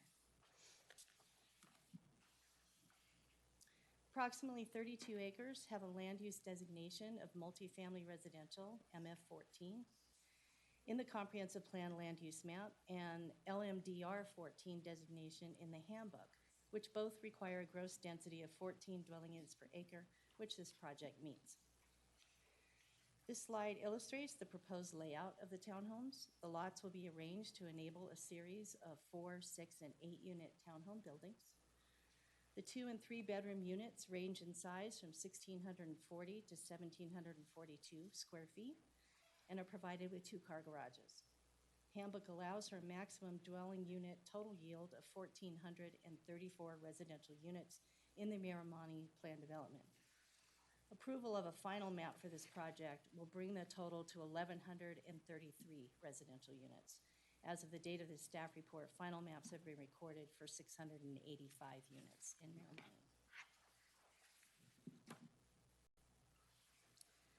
So now comes the fun part. So far, I've discussed the request for approval of the previously approved tentative map. So please bear with me as I spend some time going over the 12 required findings. I'll go through them as quickly as I can. Finding T1 looks at conformance with the comprehensive plan. As proposed, the subdivision is for 448 townhome lots. Townhomes are identified as missing middle housing and offers ownership opportunities at lower price points, providing an alternative to apartments and traditional detached single-family housing, supporting goals H2, Policy H2, and Policy H3. The compact nature of the proposed townhome subdivision will lower per capita infrastructure costs in support of Goal MG6 and Policy MG11. Sidewalks are proposed on both sides of the streets adjacent to residences. While on local access roadways, there will be multi-use path sidewalks on one side of the street, which complies with policy C4.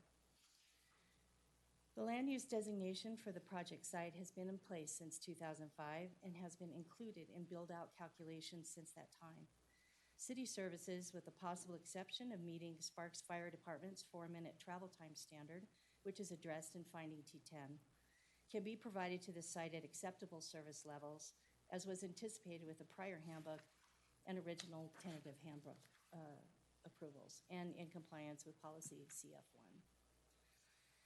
Meeting policy EV10, the provided fiscal impact analysis shows a net positive to the city of Sparks of over $5 million to the general fund and $745,000 to the road fund.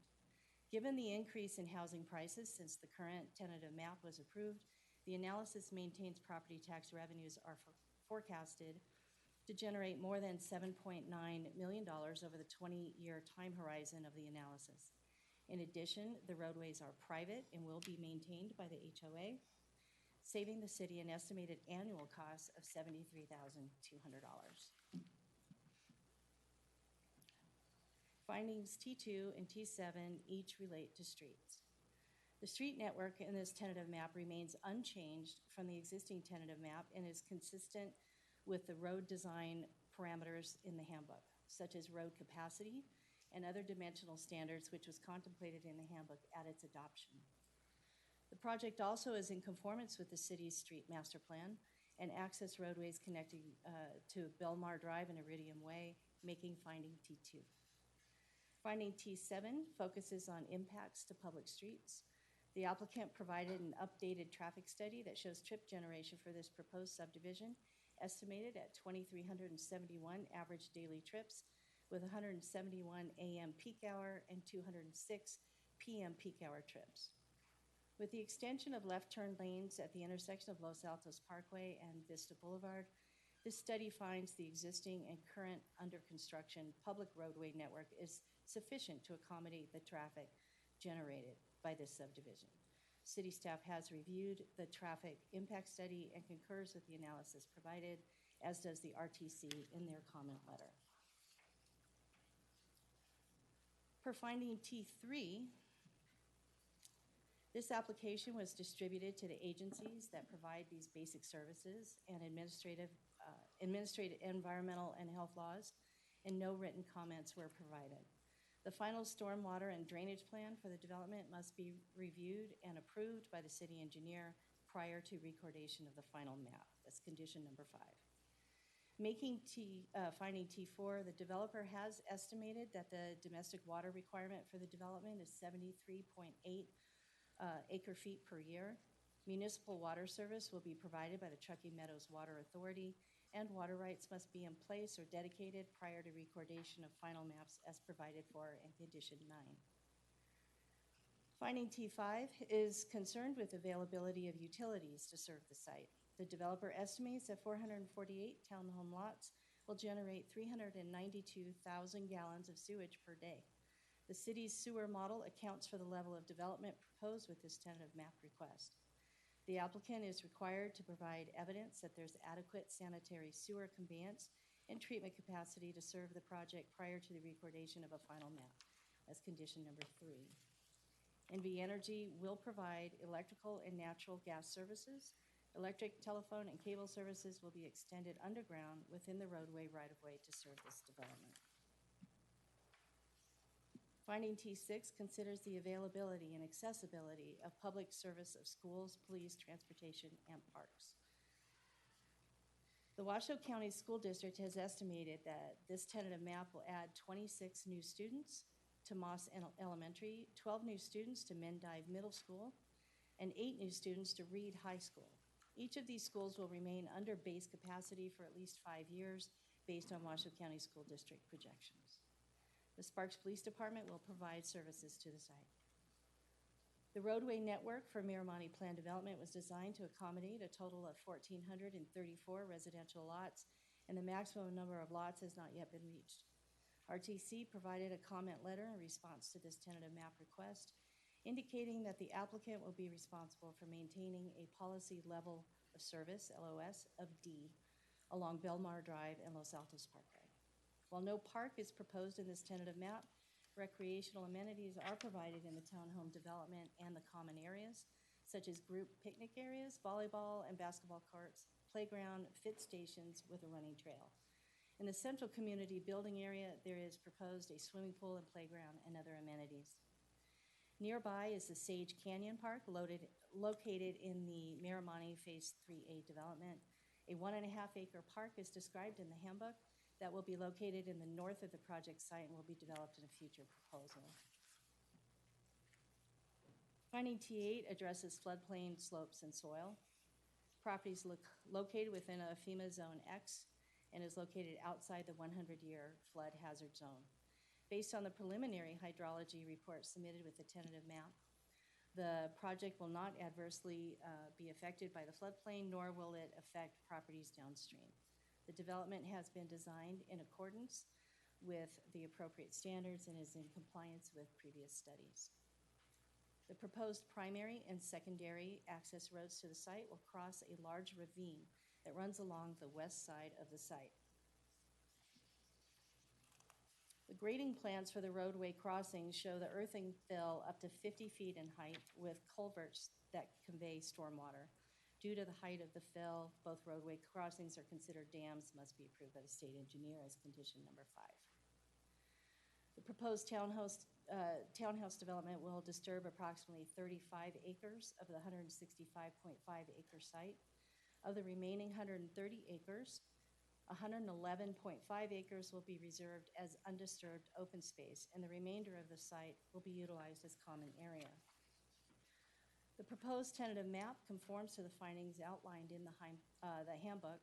Overall, this represents the site as 21% developed, 4% access roads, and 81% undisturbed open space after development.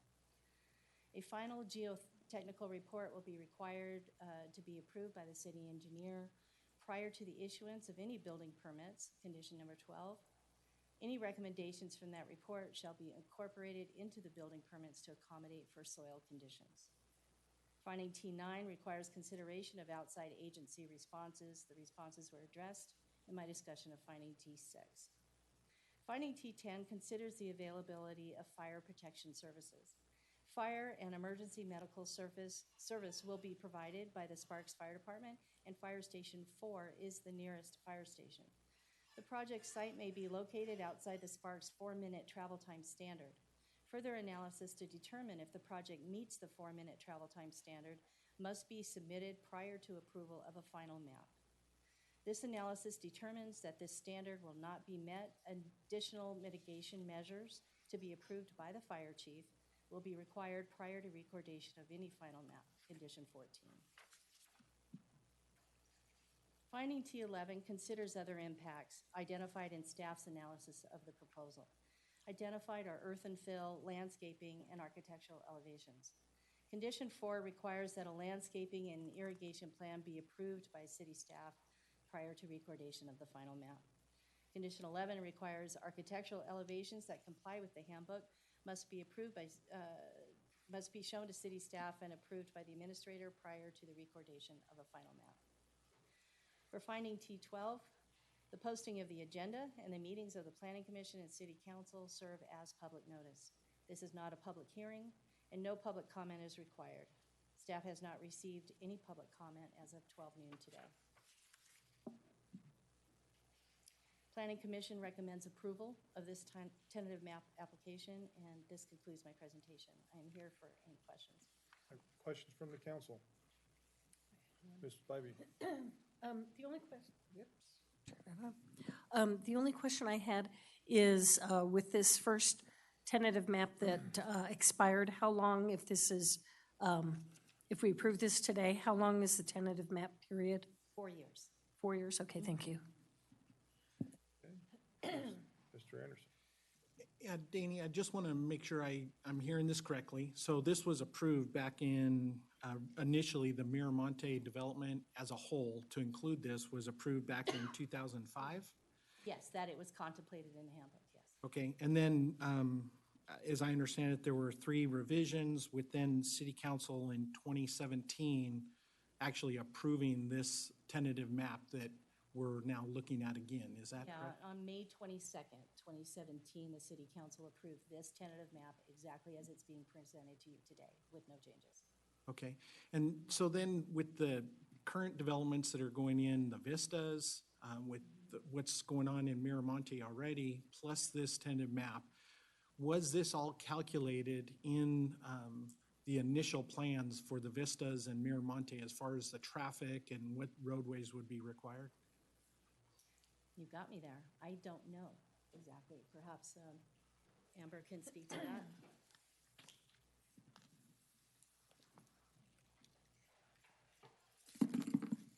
Good afternoon. For the record, Amber Sosa, Transportation Manager. In 2017, there was a traffic report that was done that was a full build-out of this area, and it included all of the available things that had already been approved but not built, as well as all of the planned developments that were coming in. This 448 units was a part of that full build-out, and it was concluded that we had acceptable levels of service on the roads as they are. Okay, so if I understand correctly, the queue down at the bottom of Los Altos and Vista, that is the only addition or change that would need to be made to meet the requirements of the 3 projects under construction in the tentative map here. That was the only improvements relative to Los Altos. There may be other improvements on Vista, but not necessarily related to the developments along Los Altos. But yes, you're correct. Widening or extending, the turnpike at South Los Altos and Vista was the recommendation of the full build-out report. Okay, thank you very much. All right, other questions from the council? All right, any comments from the public on this item? If not, I'm looking for a motion. Mr. Anderson. Move to approve tentative map for 448 lot townhome subdivision on a site 165.5 acres in the size generally located east of Belmar Drive, Sparks, Nevada, in the NUD New Urban District, Miramonte Planned Development Zoning District, adopting findings T1 through T12, and the facts supporting these findings is set forth in the staff report and subjecting conditions of approvals 1 through 17. Okay, I'm looking for a second. Ms. Vanderwell? Mr. Mayor, I'll second that. Okay, any further discussion from the council? Seeing none, all those in favor signify by saying aye. Aye. Aye. Opposed? Motion carries unanimously. Okay, that brings us on to item number, there are none under 10. We're going to 11.1, a second reading. Madam Clerk, are you going to read that, or am I reading it? If you want me to read it, I'll zoom right through. Okay, I didn't want to cut you off balance, huh? This is a second reading, public hearing, discussion, and possible adoption of Bill 2783 to amend sections 20.03.030 outdoor processing and 20.03040 temporary uses of the Sparks Municipal Code to allow temporary outdoor processing, including but not limited to rock crushing on or near residentially zoned land associated with approved projects and subject to use standards. Okay. All right, this is a public hearing. We're going to open it up to the public for comment. I have 2 comment cards. One from Alexis Motori. Mayor. How do I say that? Did I Mr. get Mayor, it? do you want me to give a presentation on the item? Not really. Okay. No, I'm just kidding. I'm sorry, Jim, I was just kidding. Let me call that back to the dais. There we go. Thank you, Jim. This is a long. Yeah, this is a long meeting for us. Long council meeting, yes. Especially after a year and a half. For sure.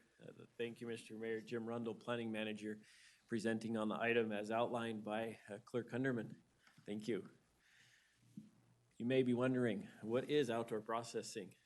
Well, for the most part today, the reason this came to our attention is the desire to do rock crushing. And the council may very well wonder, what does rock crushing look like? We put together a video that we're going to play. It's just about less than a minute long. If we could put that up on the screen.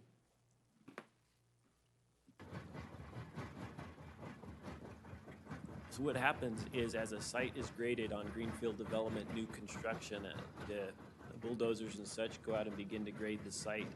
as you review and grading plans on tentative maps and such.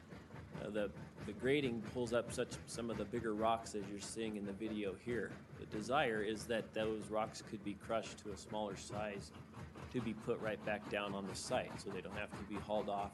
They can be put back into the material as it's graded for the construction of the building, whether it be housing or commercial in time.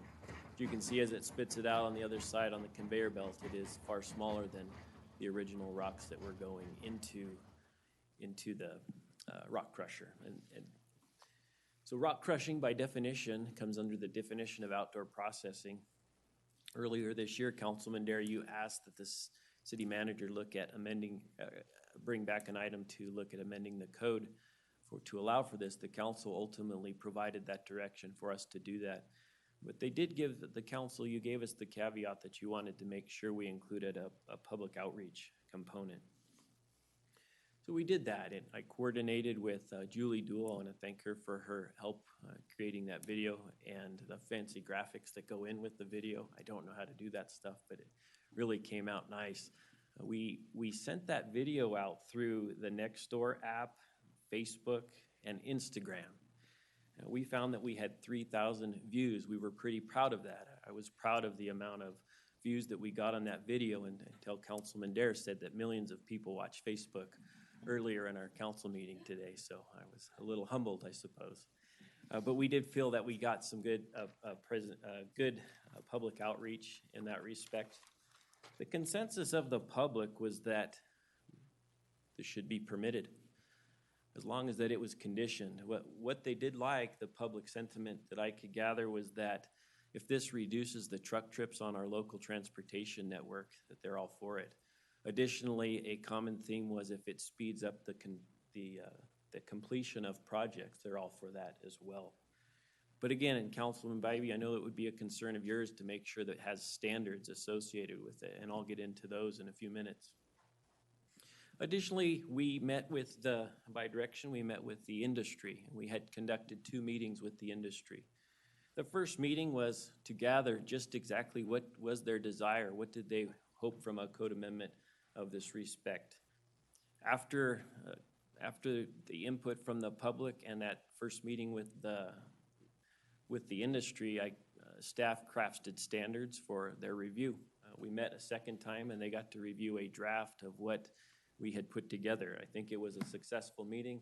They looked at those drafts, made suggested modifications. We had discussions, and ultimately we provided a draft for the Planning Commission's consideration, which they did at their May meeting.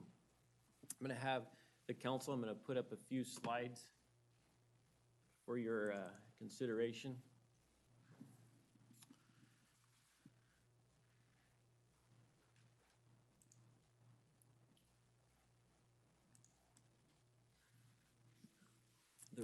Does the red show up enough for you guys to see?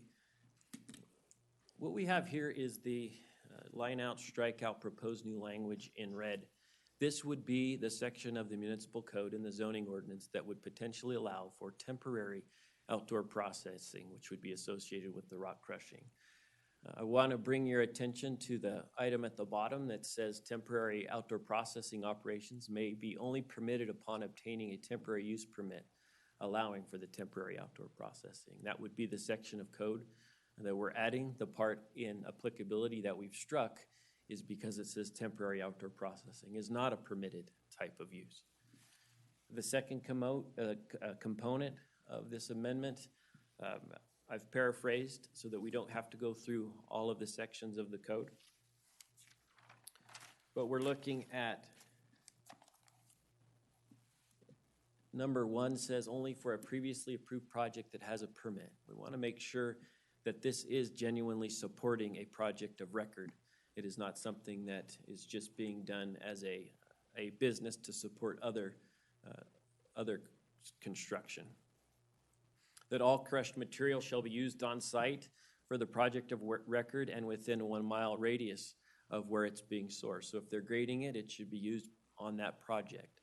Now there is a component that if you get outside of the 1 mile, you can review it with staff to see if staff believes it's an appropriate measure to allow it to go just outside of 1 mile. That was a request of the industry, that we would have that flexibility to permit, maybe it's 1.5 miles. Well, maybe they don't need to take everything up and move it for 1.5 miles.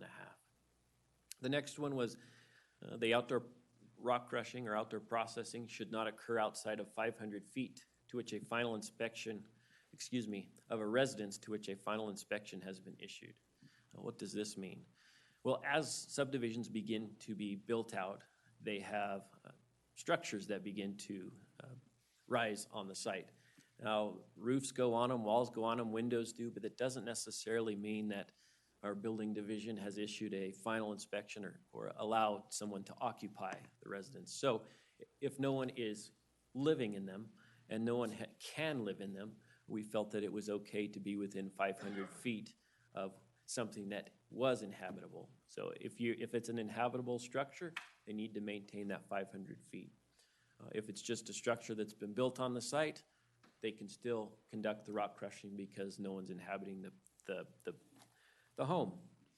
Why did we pick 500 feet? Well, through solicitation of the industry, I was provided a noise study, and that was included as an exhibit in your staff report. We identified that I'm going to read the numbers to make sure that I get them right, that at 25 feet, we had 83 decibels. At 500 feet, it was 56 decibels. Now, a vacuum operates at about 70 decibels. Normal conversation is 60 decibels, and rain is 50 decibels. So at 500 feet, again, we're at 56 decibels. So we believe staff's recommendation of the Planning Commission was that was a reasonable distance to be from an occupied home. The public requested we have operation hours on them. That is what you see there in number 4, Monday through Friday, 7 a.m. to 7 p.m. or sunset, whichever comes first. In the wintertime, in late December, when we're near the winter solstice, the industry would have to cease operations at sunset. As the sun's setting around 5 o'clock, they would need to cease then. In the summertime, this time of year when the days are long, they would be able to operate up until 7 p.m. Additionally, because of that, there would be no need for artificial lighting on the site. The industry wanted to ensure, as well as the public, that this was portable in nature, that they didn't become permanent structures out in residential areas that began as began to be a use that was helping development all over the area. So those standards are that they have to be like a trailer. They can't be on a foundation. That was how we wanted to ensure the portable in nature part. And then the next standard is not necessarily a standard in terms of mitigating the impacts. It was an opportunity that staff used to provide direction to someone who wants to use this standard, to tell them this is what staff's going to be looking for in an application to do this. Air quality permits, make sure you have those in line, your dust permits, how you're going to treat it, your circulation plan, and track out plan. When sometimes on newly developed sites, mud comes, they get it on their tires, they go out onto our pavement, and that tracks out onto the streets. We want to make sure there's a plan to mitigate that from happening. Mr. Mayor, it's staff's opinion that this use can be mitigated, and we believe it can be mitigated in a manner that actually provides better compatibility with the neighborhood. I think that you could make a case that not permitting this use temporarily could be more detrimental to the neighborhood than actually permitting it. And Mr. Mayor, the Planning Commission recommended approval unanimously, and staff recommended approval to the Planning Commission. I'm available for any questions. All right, questions from the council? Mr. Dare.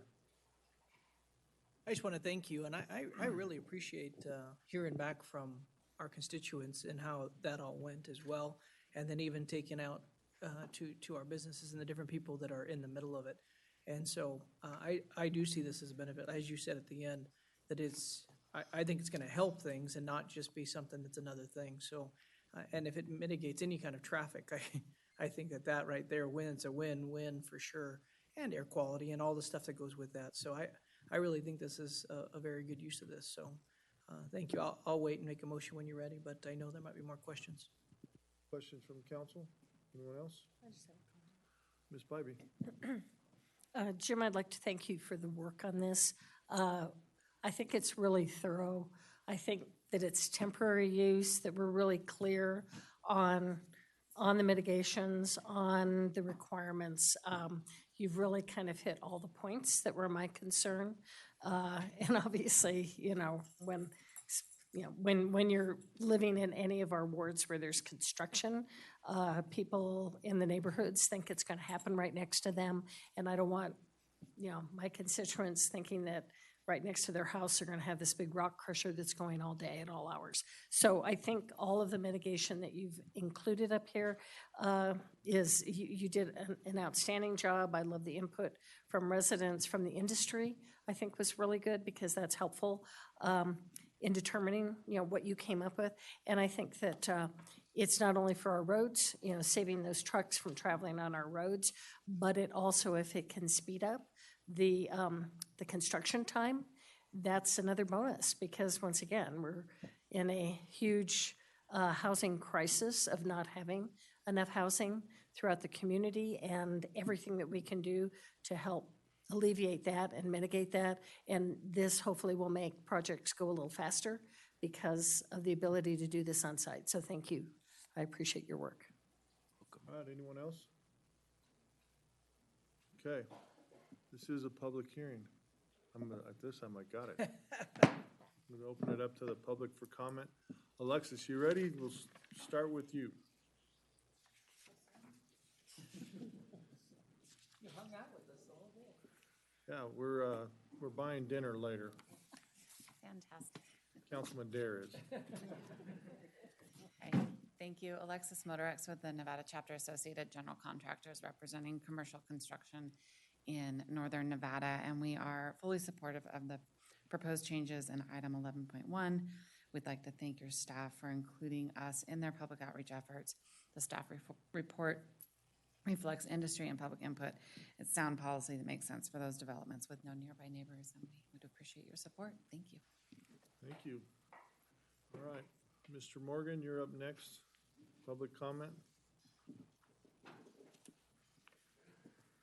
You sat here for 3 hours, you might as well speak. Do I get Alexis's time? No. Good afternoon, Mr. Mayor and members of the council. For the record, Dan Morgan, on behalf of the Builders Association of Northern Nevada. Mr. Kretz, congratulations.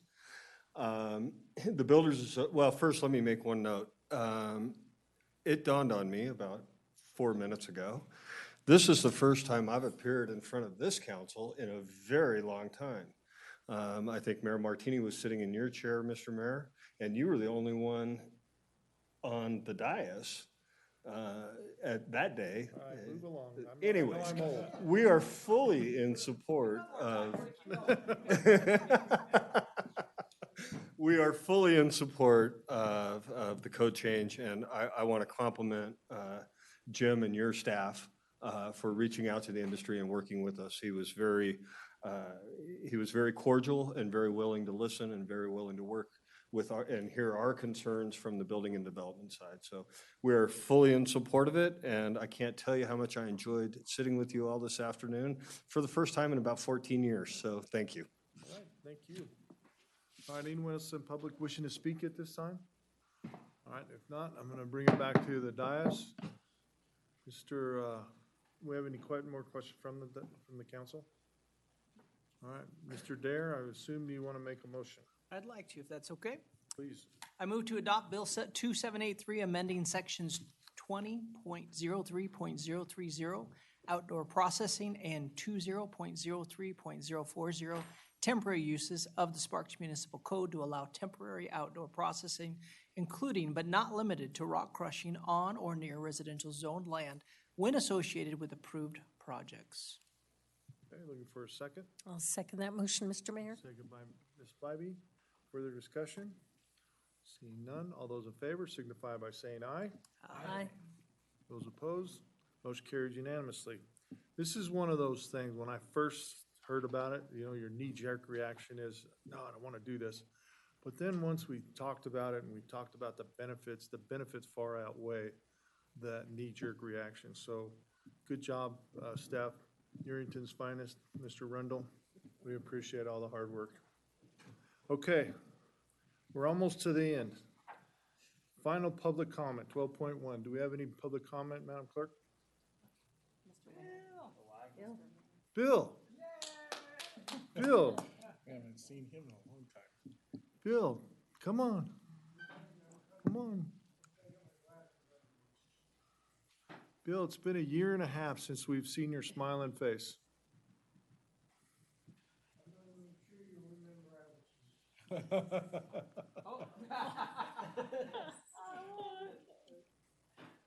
need a picture of him. Julie, get a picture. I love it.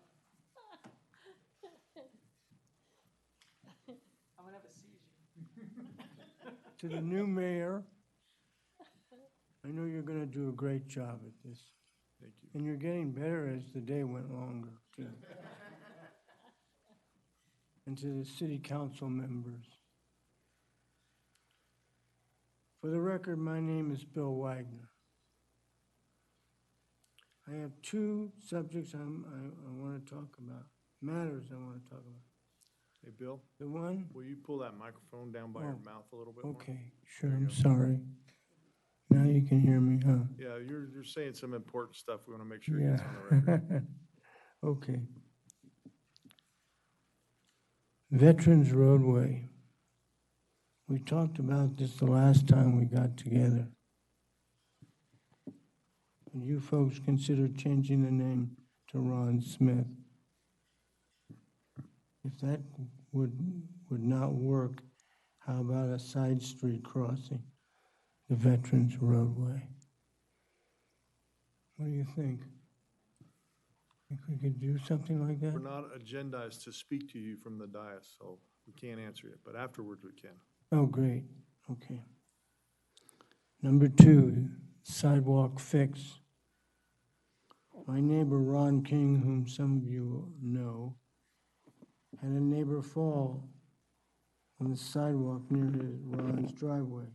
Mr. King called the city of Sparks, asked for some suggestions. The problem was solved within 2 days. Without Mr. King's knowledge, your city took care of it. I would personally like to thank you, the council members, and those who completed the project. Thank you very much. Because I've been told that if it was in Reno, it would never have gotten done. But it got done by you folks and the people there. So thank you very much. Thank you, Bill. Appreciate it. All right, anyone else in the public wishing to speak at this time? All right, we're going to close public comment. Announcements from the city council, city manager, or mayor. Mr. Kreutz. I've got three. Thank you very much for the prompt. I have three things to announce. Okay. The first one is Wednesday, June 23rd from 4 to 7 p.m. We are going to host a Hello Summer celebration at Rock Park. We're going to have the band Whitewater Retooled performing for us. We're going to have food trucks out in the parking lot and inviting everyone across the city to show up, celebrate summer, and help us enjoy our beautiful river and park. So excited to be able to do these kinds of community things again. So this is an attempt to kick off summer. The second thing is that I want to announce Monday, June 28th at 10 a.m., Mayor Lawson is going to deliver his first State of the City address. During his video and live speech, Mayor Lawson will discuss his citywide initiatives and will discuss how many COVID-19 relief programs that the city put in place during the pandemic. We're going to host a reception out in the foyer afterwards with some light drinks and light refreshments, none of the adult kind. So since it's so early in the day and we're on city property, we don't do that. And then the last one is just for the city staff. I'm hoping that you all will take a few minutes and hang out with me after the meeting is over. And our elected officials have moved on with their day just to kind of chat about the day that we had here. So, thank you. All right, anyone from the council?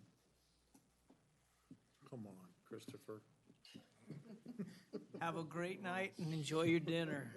It's been Anyone else? fantastic. All right. All right, well, we relied on technology during the pandemic. Today, it kind of bit us a little bit, but I'm sure we'll get it worked out, and we will. Everything is a learning experience.